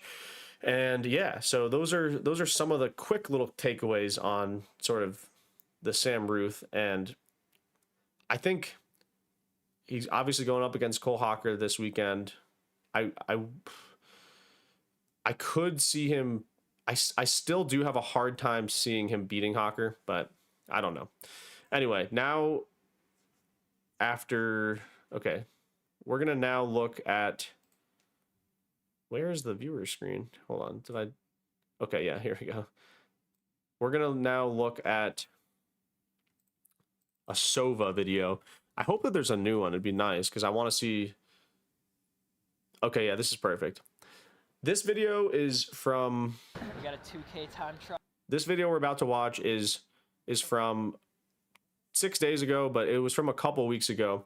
This is Cole Hocker doing the American record in the 2K. It was January 23rd, 2026. He basically, we'll show you guys what happens. I'm not going to give it away, but I think we all have a good idea of what's going to happen. Oh, what is going on here? You guys can't see this, can you? You can see this, though. Or can you not? Viewer screen. There's always something, people. Here, let me exit out of this real quick. And then pull it back up. Exit out of both of these things. There we go. All right. So yeah, we're going to check out this Sova video. Cole Hocker breaking the American record. He had the American record for about 20 minutes before. No, he had it for like a couple days. Time trial on But it's going to be Cole Hocker getting paced by some of his teammates. Cole Hocker lives in Blacksburg, Virginia. He's coached by this guy named Ben Thomas, who's, I think, I would make the argument that I think Ben Thomas might be the best middle distance coach in the world. But he's got a great team around him. He works out with the Virginia Tech team all the time, and obviously Cooper Tier too.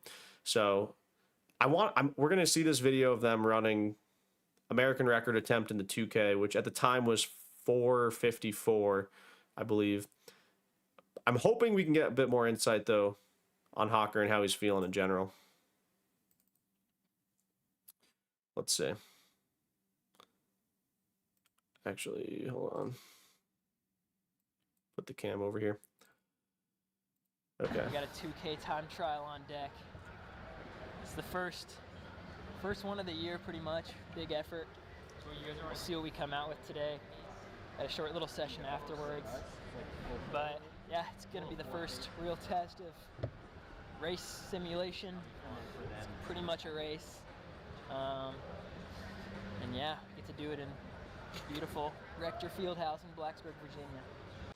Dude, Cole Hocker kind of cracks me up because he's such a chill guy. He's the Olympic champion and Olympic record holder. He's so, I wouldn't even say he's nonchalant. He just seems like, he's like, yeah, I'm just like excited to be here, man. Like he's got a great personality, but he's just like low key. He's funny. I don't know. He's not like the big personality like Jakob or Josh, but yeah. Captain Caveman Hocker, baby. Just going for the win, really. Pretty weak field, so should be free. See, like Cooper Tier, Cooper Tier's got a little bit of like the jokes, you know, the weak field joke. He comes with the personality, and Hocker's like, yeah, no, I'm just looking forward to season opener. It's gonna be fun. Cooper's like, obviously, like, yeah, weak field, haha, racing the Olympic champ.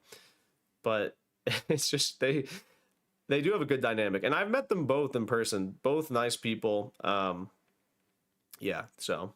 No, but on a serious note, there's like, obviously, there's a couple records that are out there. World record, I guess world best, American record. So it'd be fun, but really we're just trying to get like a good prep simulation in for the big one next week at Millrose. So trying to get comfortable running 29s. Cooper Tier ended up running pretty well at Millrose. I believe he got 4th or 5th place.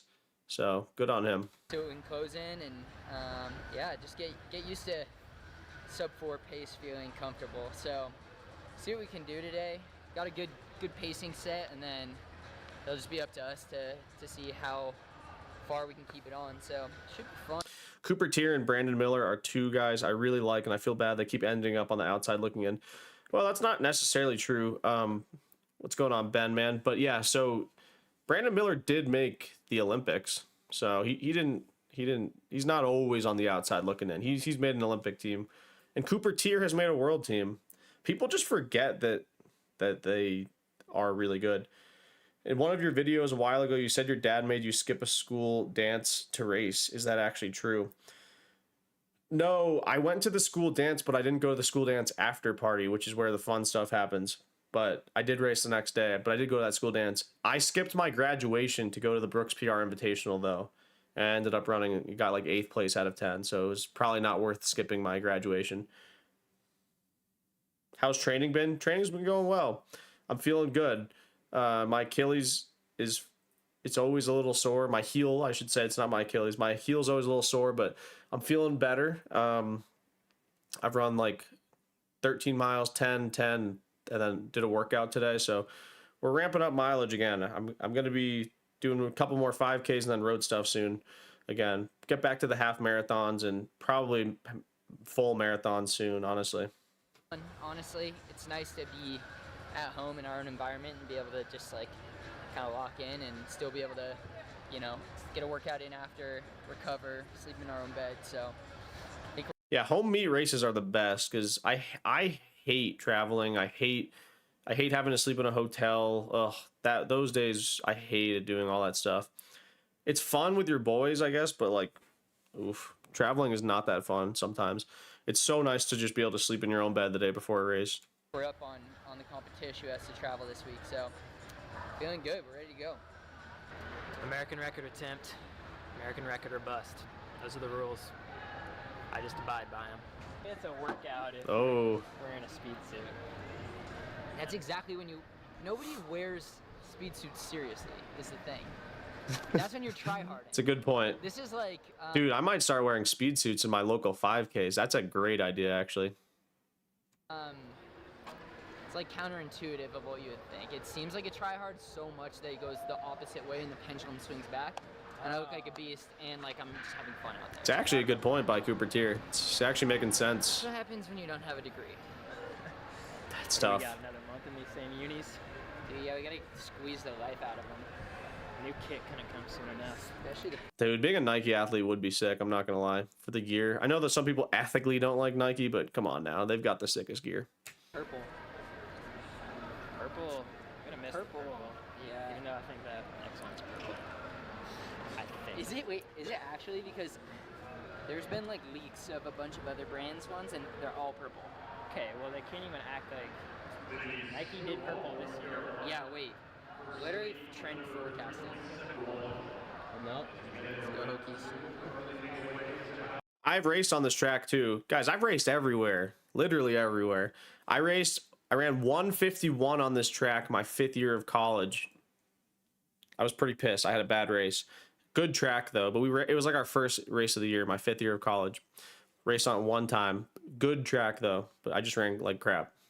Yeah, time to get this show on the road. Over the porta potty that Cole's in, and then he's gonna come out all blue. All right, we're gonna tip it now, okay? Not cool, dude. Oh, they changed it to purple today. This is what you want. This is what you want, people. I haven't watched these guys. I don't really watch running content, but I'm glad to be watching it on stream with you guys because you gotta love the casual vibe. You gotta love it. If you take running too seriously, it doesn't work. You gotta just, at the end of the day, you're just with your boys having a good time messing around. These guys are trying to break the American record, and Cooper's like pretending to tip over the porta potty. It's just classic.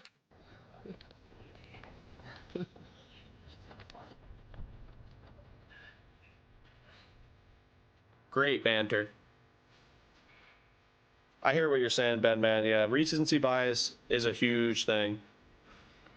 I try not to have it because I feel bad, obviously, about forgetting about athletes' achievements. Wait, what are they doing right now? It's the day before the race? Wait, I gotta go back, people. Sorry, I was reading chat. Wait. Oh, was this the day before the race? Wait. Okay, maybe not. All right. Maybe they're just doing strides outside. Speed sit in the next 10 minutes. Okay, yeah, they were just doing strides outside before. Yeah, that's the real concern. That's a challenge of the day right there. The porta potty method. Tipping. Yeah. Whoa. Drop your warm-ups in. Damn it. Go fishing. Never fun. Look at those locks. Dude, the speed suit hits, I'm not gonna lie. Who films these videos for them?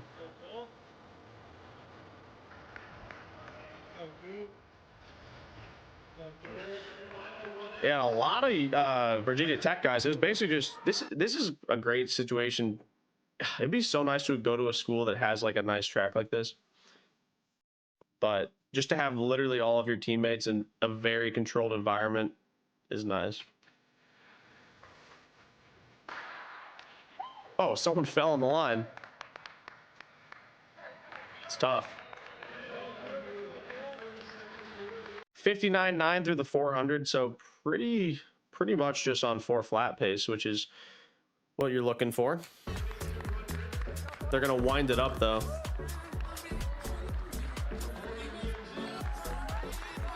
Bro, also an all-out 2K would suck. It would be so painful. So painful.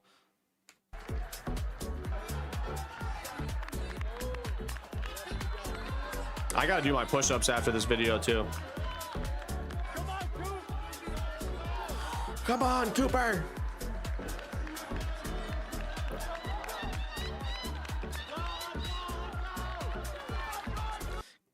Imagine coming through the mile in 3:57 and then just having to run 2 more laps. They look good though. They look under control. This was, I don't know if this was a season opener for them, but it was, you know, they weren't super peaked up because they both ran even better at Millrose the next week. Also, let's note here, this is 1 lap to go. Cole has been leading this whole thing from the gun. So, you know, it really shows, and he's going to even open up a gap on Cooper now in the last lap. So it really shows that Cole is in his strength era these days. He's quite the strong athlete. So, yeah.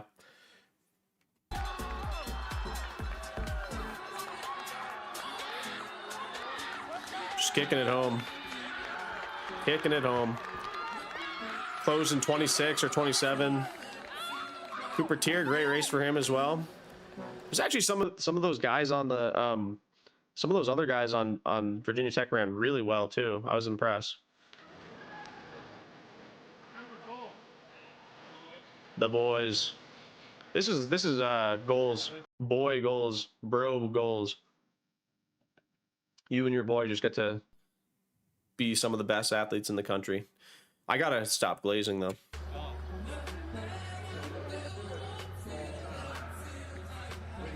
Gotta take photos of the shoes. A bit flustered. Do we think that Cole got a bonus for this American record? Or sorry, yeah, this American record. I wonder if he got a bonus for it. I hope we get some post-race banter too, because yeah. It was tough. It was This is interesting. Let's hear what he has to say. We don't have to travel anywhere, but the bad part is it feels like it's practice. Mm. And then you got to run a race effort, so not Good much point. adrenaline to fuel you. Yeah. So that's a good point. First 6 laps of that felt like I was working, and then settled in for 2 laps, and then the last 2 were also tough. I feel like Cole wasn't even that hyped about this. He was just pretty chill about it. So I feel like he is I mean, he's obviously got his eyes on the prize for the world title this winter. He's also got that nasal strip on. I didn't quite realize that they wear those nasal strips. I wore them once. I don't think it does anything. But yeah, that is a good point. I was just saying it's nice when you get to have a home meet, but I do get what he's also saying. Having a home meet, sometimes it's nice having those like psychotic levels of nerves and feeling like you got to perform in front of a crowd. Honestly, exactly what I needed to shock the system before Milrose. So Yeah, this is a perfect effort for him to have. technically an American best of all time. They're running a real 2K race tomorrow in Boston. At sea level, we're up here at 2,200 feet. 2,200 feet. Does that impact it at all? I didn't think there's no no way, dude. That's crazy. He must be trolling. 2,200 feet does nothing. Maybe it does. I never thought about that. Counting. So we'll see. This might be one of those 24-hour records, but It was, sadly. I'm happy with it. Mr. Holmes Kessler took it.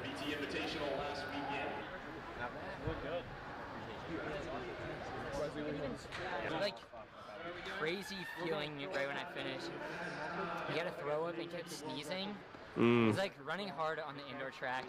I get what he's saying here. So fast and It does catch up to you. yeah, it was weird. We got out really slow. Chris, our pacer, forgot to put spikes in his shoes, so he immediately fell right as we started. Oh, that's what happened?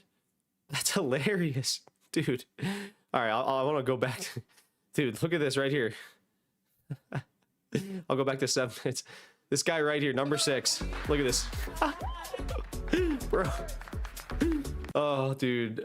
I got to get that guy on stream and talk about that. That's hilarious. That guy... That's so funny. I mean, it's not funny, but it is at the same time. I wonder if he's a freshman. He should be getting shit for that. That's so tough. Dude. All right, so this was a rust buster for them, literally. Just a rust buster. Yeah, I know. Hocker just ran a 1K. He ran 2:16 last weekend. So, no, that's very good. But kind of get back on the pace. So our slowest lap was the first one, which is like the opposite of any other race I've ever run. So, but 29 points for 2K. Yeah, equaled the old American record. Shout out Bernard Legat. Oh, it was Bernard Legat's record. That's pretty cool. Cool that they took it from him. Yeah, that's crazy. Crushed it. So, yeah, pretty good work on the day. Hopefully this makes next week trying to, run the same pace for another 1,200. Feel a little bit better. But yeah, I think we're in a great spot. Is he being serious? I guess so. Yeah, they're trying to run 8 flat next week.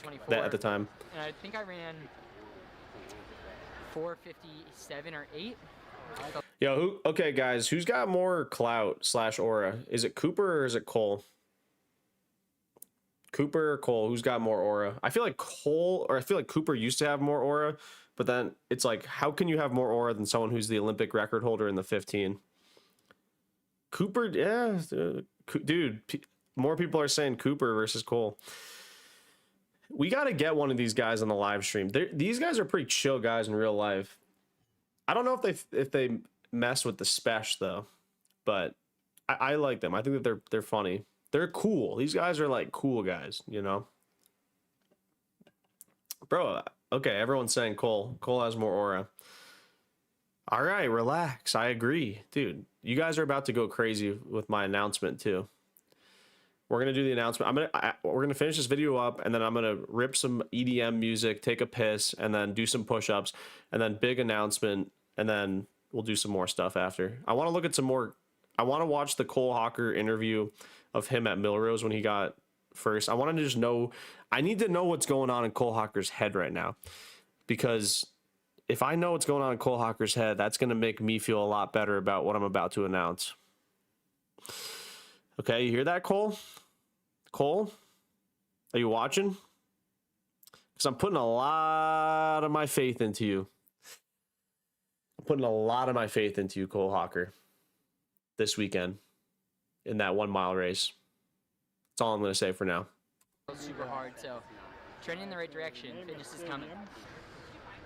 Paperwork. It's the business side of the sport. He's probably got a piss in a cup, get that drug test taken care of. Yeah, and it says world record on it. Well, I don't need any pictures for me, okay? My vote is the heckler, but Dude, what's the deal with people just working out after races these days? Do you guys do that? I feel like we never did that in college. These pros just freaking work out all the time. It's like they just work out, they race and then they work out. Like the reward for the race is a workout. It's crazy. Task 1500 meters soon? No, definitely not. Actually, I am running a mile though next month in Alaska. Allie forced me to do it, but I do want to do it. It'll be fun. Cooper carries the energy of Sova. I kind of agree, dude. Hocker's sort of just like this like monk who's like, yeah, you know, having a good time, chilling. Cooper's hitting us with the jokes. He's entertaining. But it's a great Mario and Luigi dynamic.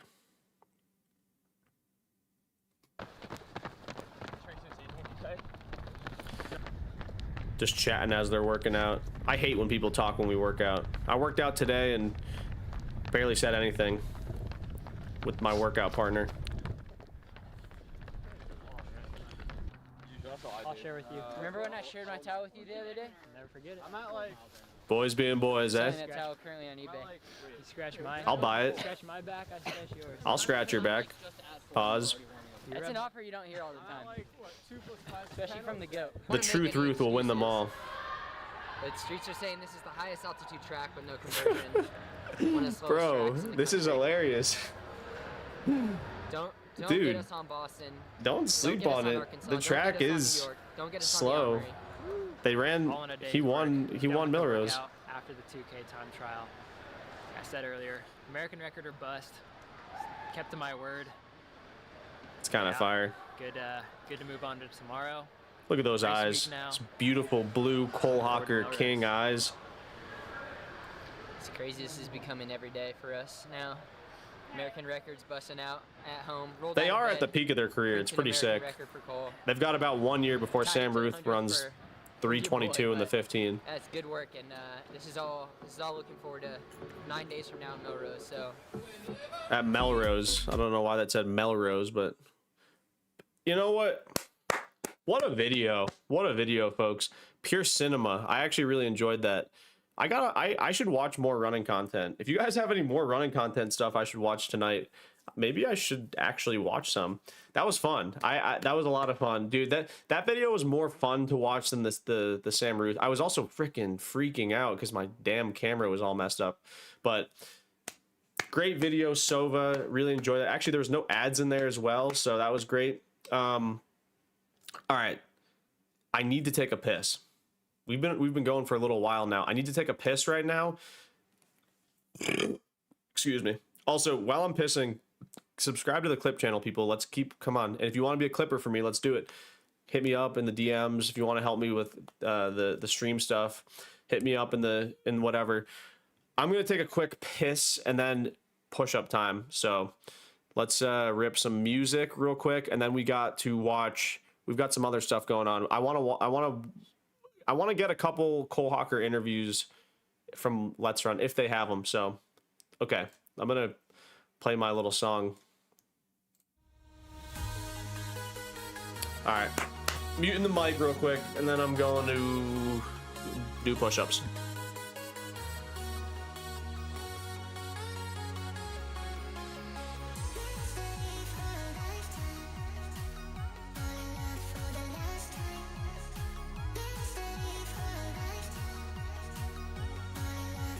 Actually, I won't mute it. Give me a second.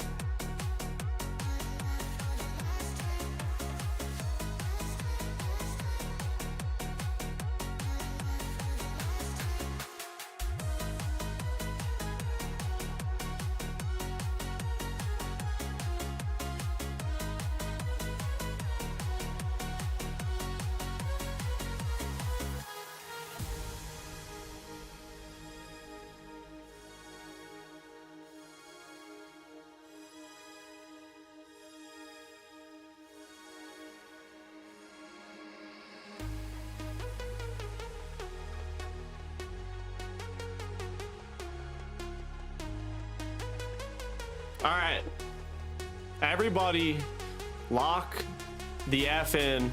Let's do some push-ups. How many push-ups are you guys gonna do? Tell me right now. My PR right now,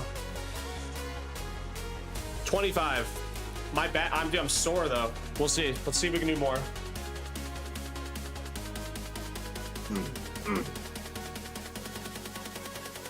Dude, I'm a dancer. Holy Oralos, this is embarrassing. All right, lock in. Let's lock in, people. Push-ups, push-ups.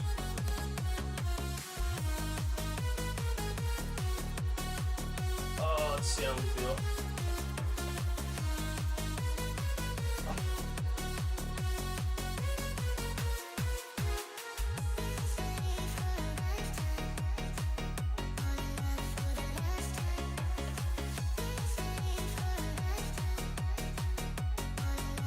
Ah, 15. Oh.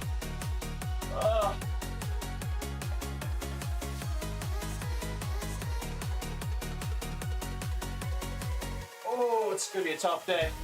25 or 20.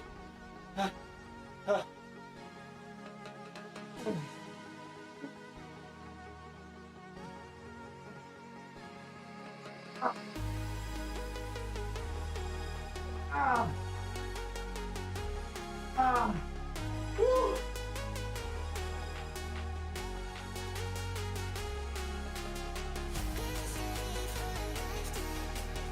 Oh.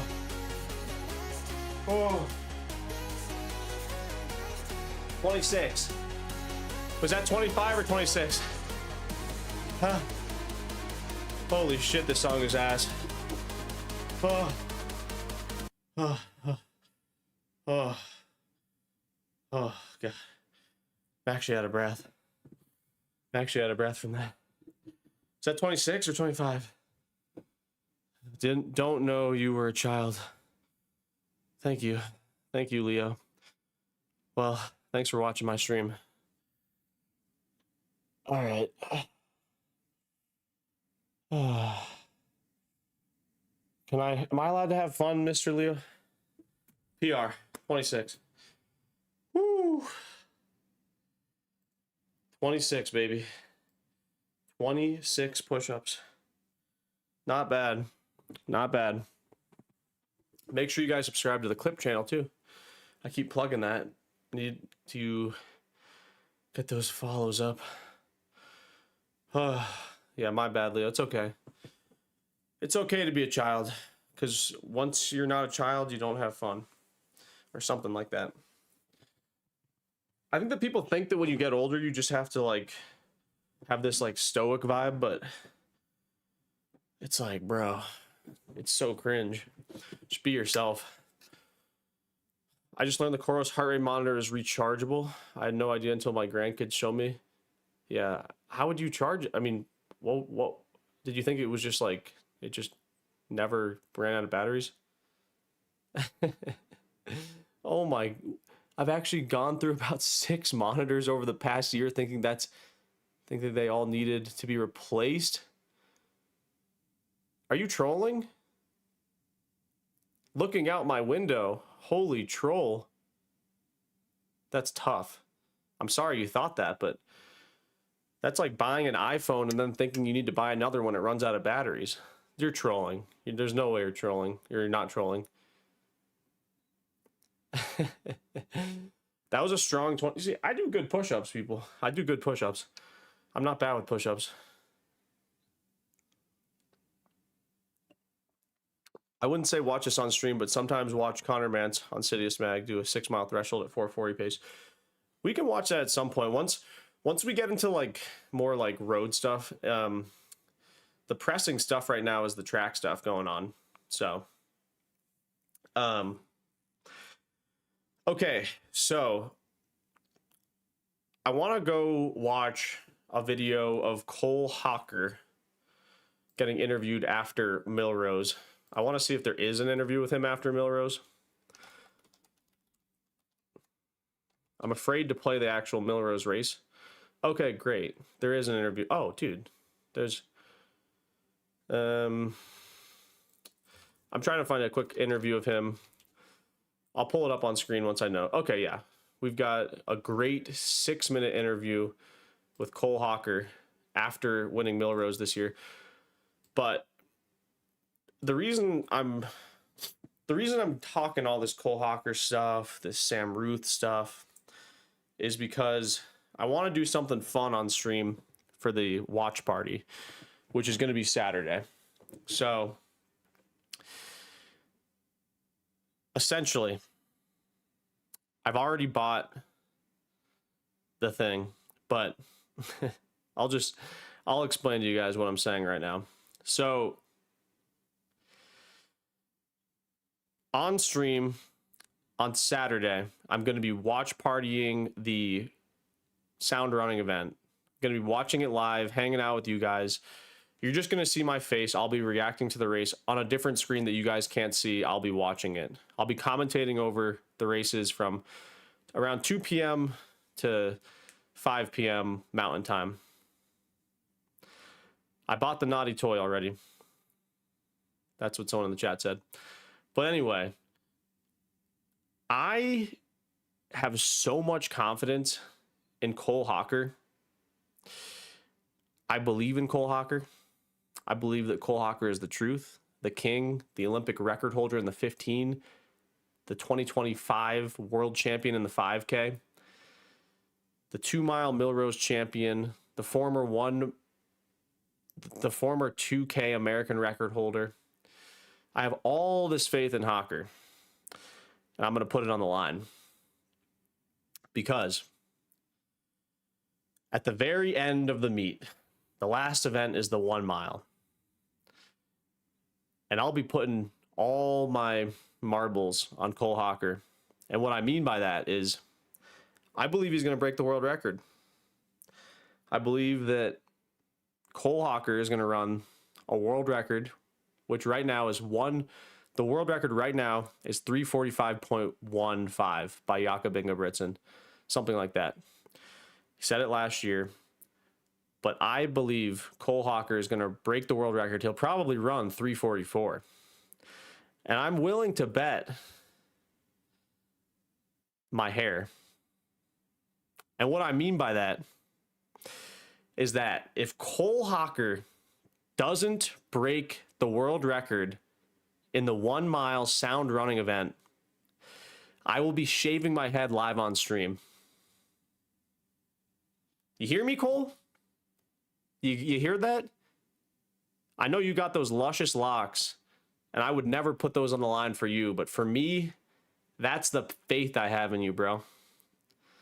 If you don't break the world record, I'm shaving my head on stream. So if that's not enough pressure, then I don't know what else could be. So Cole, get it through your head. You're going out at world record pace. Trust me. I've been talking to the sound running team behind the scenes. We've been DMing on Instagram, making sure that it's a world record pace. But yeah, we're doing that. That's crazy. Don't damn crazy. Whoa. Can Ali shave it off? We've talked about it. So today I bought the razor or the clippers. It'll be coming on Friday. So it'll be prepared. I'm not worried though. This, I mean, it's not like I have great hair anyway, but I'm not worried about it at all. This hair is going nowhere. This hair is going absolutely nowhere. I couldn't be less concerned. That's the faith I've got in Mr. Cole Hocker. He's going to break the world record. But in the off chance that something happens and he doesn't break the world record, I will be shaving my head on stream. Allie and I have talked. Allie said that she'd be more than happy to shave it for me. So you guys all better tune in. I'll be posting on Instagram tomorrow or Friday, letting the world know, because we're trying to run up a big stream. We're trying to put some stakes on the line. I'm very excited for Saturday. I'm also doing a 5K Saturday morning on Valentine's Day morning, the Heartthrob 5K. So I've got a busy Saturday. What if they go out? If they go out in 158, you're going to see me pissed on stream. It just means they have to close in 144. They can do that. They can close in 145, 146. Hocker, they're gonna do it, bro. I love your hair. Cole will run 351. So here's the thing. There's a couple situations here with this hair situation.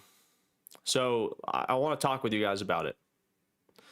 So first off, because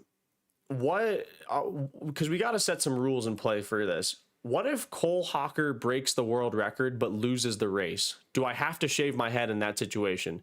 Yes or no in the chat. If Cole Hocker breaks the former world record but loses the race, do I still have to shave my head? Yes or no? Because we got to set the rules right now. Does Cole Hocker have to win the race and break the world record? Okay. Ben Man is saying no. No. Okay. Wow.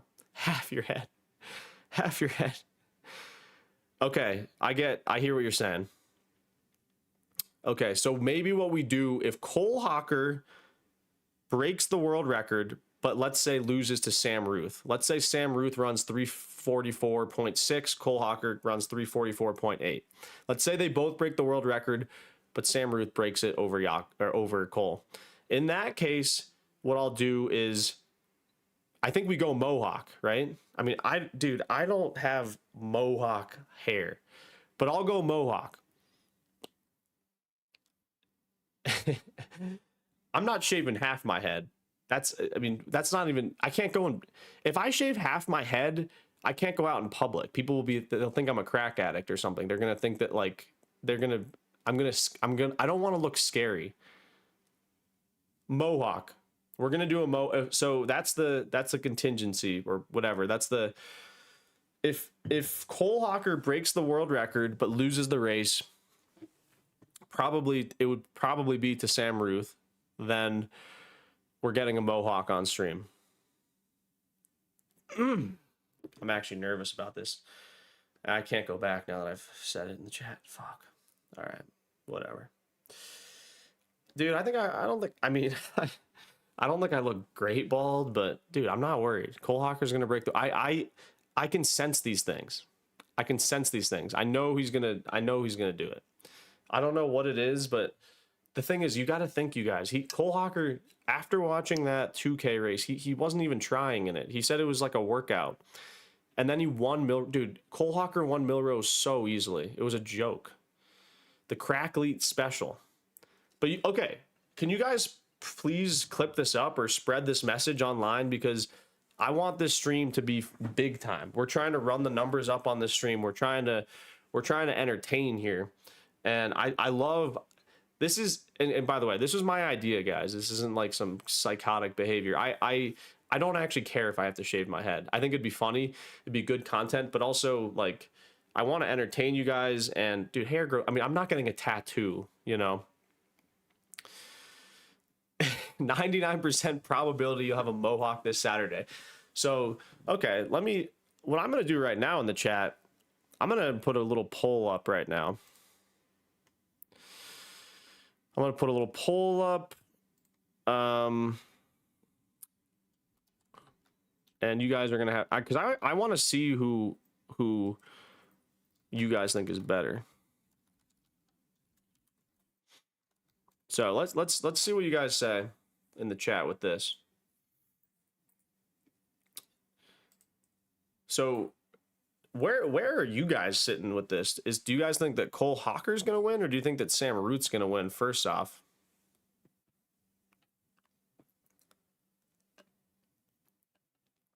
I'll tell all my friends at bingo night about it. Looking out my window. Looking out my window might actually just be an old lady who doesn't know how to charge a watch or charge a heart rate monitor. In that case, I'm sorry. But yeah, okay, so yeah, it looks like you guys are kind of on the same page. Let me click on this. Yeah, I think that I feel like more of you guys think that Cole Hocker is going to win, but maybe we're not super confident in the time. I think realistically, you know, I'll turn my entertainment thing off for a second. I think realistically, Hocker I think he's got a 40% chance of breaking the world record. But let me actually see right now. I DM'd Sound Running today and asked them what the pace was going to be set at, and I said, are you guys setting the pace to world record pace, or are you guys setting it to a different pace? Because that does matter for me. I said, hi, I was wondering about the men's 1 mile race and if it will be paced at world record pace. They responded and said, it hasn't been decided yet, but it'll be fast. And then I said, who is the pacer? And they didn't respond to me. So that's the big insider info I was kind of telling you guys about. So I don't know if that's enough. That's probably not great insider info, is it now? I feel like that's really no info at all. So we don't even know if they're pacing it at world record pace, which is tough, which is very, very tough. But here's the thing, you guys. Why would they not go for it? And now Cole knows that I'm shaving my head if he doesn't break it. He's got to break the record now. I feel like that's got to put some pressure on him, you know? We are witnessing the best teenagers ever to do it. First Luckenhouse, now Ruthe. Fully agree. Any interest in the trail game? Maybe something shorter like Golden Trails? No, not at all. I'm just an old man and I'm watching the stream with my grandson on my computer. Now I know you're trolling.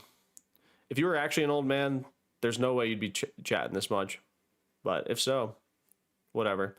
Cooper is the pacer. No, I don't. Casey Cole, can you get a confirmation that Cooper Tier is pacing this race? I don't think he is pacing it. If he is, that would be very, very good info to have. I don't think Cooper is pacing this race. Yeah, I hate the trails.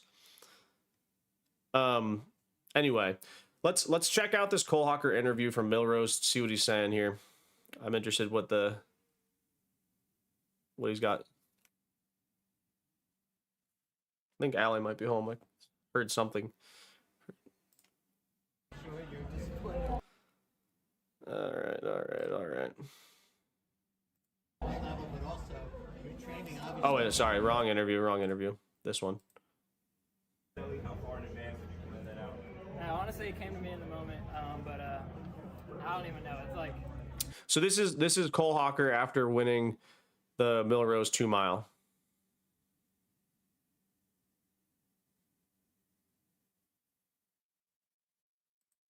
Just this stadium and the people here just completely make this event so electric, and I just felt really good. I knew this was just such a stacked field, and it's a regular season meet, but being here, you want to know that, and yeah, being able to compete with those guys and win in that field, I just know it's, you know, these are moments in my career that I'm gonna 100% look back on in the future, and I want to just be fully present. I hope we get some good info from Cole Hocker in this video. I hope it's not just him yapping, but maybe it is. Let's see. We've seen you win on the biggest stage in the sport, but we haven't seen you win a lot on the circuit in a race like this. What does this victory mean? That's the other thing. This is Jonathan Galtz interviewing him right now, and he's saying, we've seen Hocker win the big one, like the world title and the Olympics, but we haven't seen him win these faster invite races yet. When he did Grand Slam, he barely won anything. So I feel like Hocker now is winning these things. He won that 2K time trial. He won this Milrose 2 mile. I feel like he's really figured out how to win everything now. So I don't know, man. I feel like he's got to just go for this world record on Saturday, because I'm going to be pretty if they come through in like 2 flat or even like 157, I'm going to be so mad. Yeah, I think you put that a really good way. I think me and my coach have really dialed in how to peak for the big ones, the biggest ones, and you know, I have absolutely no regrets doing that. But you know, as a competitor, you want the volume up? Okay. I think the volume's pretty loud, but okay. Coming to this one every year and not having a dub here yet, I want to win that. I want to win it really bad, and yeah, I told Lewis on the track, I want to win these first 14 laps of today with my head, and then see what I have with my body the last 2. So I think I did that pretty well. Was it kind of a relief when you saw the halfway time? You're like, this is just a race now for winning. Yeah, absolutely. I mean, like last year when I was ready to go fast today as well. Normally, I wouldn't say that Hocker's like a time trial guy either, but I feel like that 2K he did looked so easy for him, and he was running up front. So I feel like, yeah, he is really good at racing. I'm never worried about Hocker in like a tactical race. Like this is the Millrose 2 mile was tactical for him, but he doesn't go for crazy times often, but he's certainly strong enough to do it right now. Obviously, I was up there at the front. Maybe people were, expecting me to pull it along, and obviously I took that into account. But I thought if it seemed like no one wanted to, if someone really wanted to push it, they would have gone around, and it seemed like everyone here wanted to race. And I think that's what happens when you get together this kind of talent. People want to win against these people. They don't want to win against the clock on a day like this. Obviously, everyone wants to run fast, but I think what took precedence is beat your competitors today.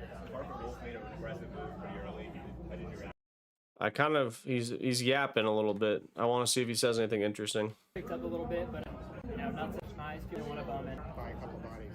Yeah, by the time we got to the last lap, I was patching together the thoughts in my head, but pretty much like I can win this. Just get there cleanly, So the body felt 100%. I just thought I'm gonna have to navigate, physically how to get around this. And I think I waited to the perfect moment. I know you seem to have sort of a well-established tactic. You go to the front early in the race, control it, and then drop back a few places. We're not getting much info out of Cole Hocker right now. You can kind of play it from behind. How do you know at this point the time is right to punch? Trying to measure your kick those last laps. He's not giving us much in this interview, people. I'm not gonna lie. He's not giving us much. He's not. Let's keep sifting. I'm gonna sift a little bit off cam, see if I can find anything else with Cole Hocker. Cause I feel like I wonder if there's any news on this. Let's pull up. Let's just go online. Let's sift a little bit here. Let's go to the sound running invite 2026. If there's any new, because I need to. Getting a little nervous that they're not going to go that fast for this thing. I wonder if there's any info on this. We might have to do some investigation, people, and start hitting some people up. To watch as well, I think I'm going to have to get I have a runner space account, so that's not going to be hard to do. But let's take a, I mean, we've already seen the mile. Oh yeah, also, so this is East Coast time. So I'm going to be starting my stream on Saturday at 3 p.m. Mountain Time, so 5 p.m. Eastern. We could start even earlier, I guess, with the other sections of stuff, because there's a bunch of like earlier in the day sections. The men's 3K will be interesting to look at, because someone said that Hobbs Kessler's in this. I don't see him in here though. So, okay. He either pulled out or he's not. I don't think Hobbs Kessler is racing this weekend, you guys. Hobbs Kessler had a little, he hurt his leg, his hammy. Maybe he's in the 800. No, he's not. But look at these fields, you guys. This 800 is stacked, and this is the slow heat of the 800. The fast heat of the 800 is crazy. Cooper Lutgenhouse will be racing.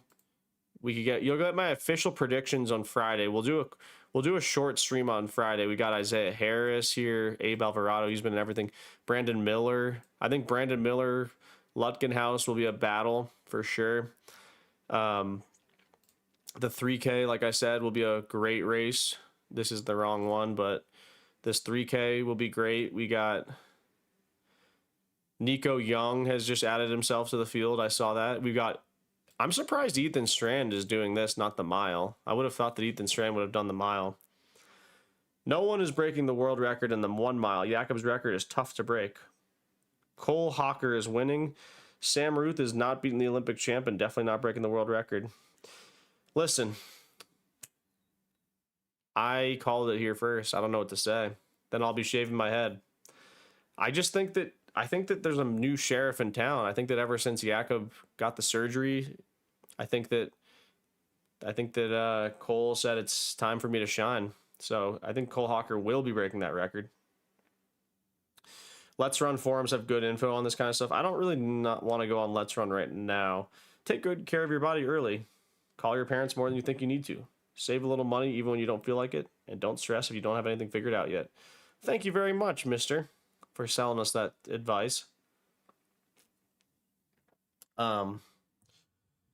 But yeah, okay, and then who else is in this? Walid Suleiman, he's pretty good. And then, but Yared Naguse should win this. I mean, we can do like soft predictions right now. I haven't really looked at the women's stuff. I had Allie look at that stuff a little bit, but oh yeah, then the final thing we're gonna look at is the men's 5, which I guess this guy's got the fastest time. I don't know who that guy is. I'm being completely honest, but Drew Hunter will be fun to watch for sure. And I feel like Abdi Nur will probably be the favorite in this race, honestly. But Drew Hunter's a really good racer, so maybe he'll pull it off. But yeah, I think Nico could win the men's 3K or Naguse. I mean, I'd say Hocker in the mile, Nur in the 5K, Yared in the 3K, or Nico maybe. Nico's very strong. He's very good. I don't know what type of shape he's in personally right now, but yeah. Okay, guys, you know what? I am starving, and we had a little W stream tonight, but I don't want to overblow my wad. I think I'm going to end stream right now. I got to eat food. I got to edit a YouTube video. I'm pretty busy tonight, but we're going to be back on live Friday, 4 or 5 p.m., not sure yet. We'll do a quick stream, go through our predictions, and then Saturday will be the big watch party day where shaving my head on stream if Cole Hocker doesn't break the mile world record. So I'll be announcing that on my Instagram tomorrow or Friday, but you guys heard it here first. That's the faith I've got in Mr. Hocker. I think the kid's going to do it. I truly believe in him. So there's also, yeah, I want to say, so Friday we're going to do predictions. We still got to look at Truett Haynes and see what's going on with him. But yeah, thank you guys so much for tuning into the stream. Let's get some W's in the chat for the stream. Thank you guys for all tuning in. Fun little Wednesday stream. I'll try to have more good track news in the future, but it's always fun talking to you guys, chatting with you guys, and yeah, but we'll keep cooking up some good ideas and stuff, but it's been a good one. I hope to see you guys Friday, and definitely tune in Saturday. Tell all your friends to tune in to the live reaction stream. It's going to be a great time. And with that, guys, thank you so much. The Athlete Special, we're out.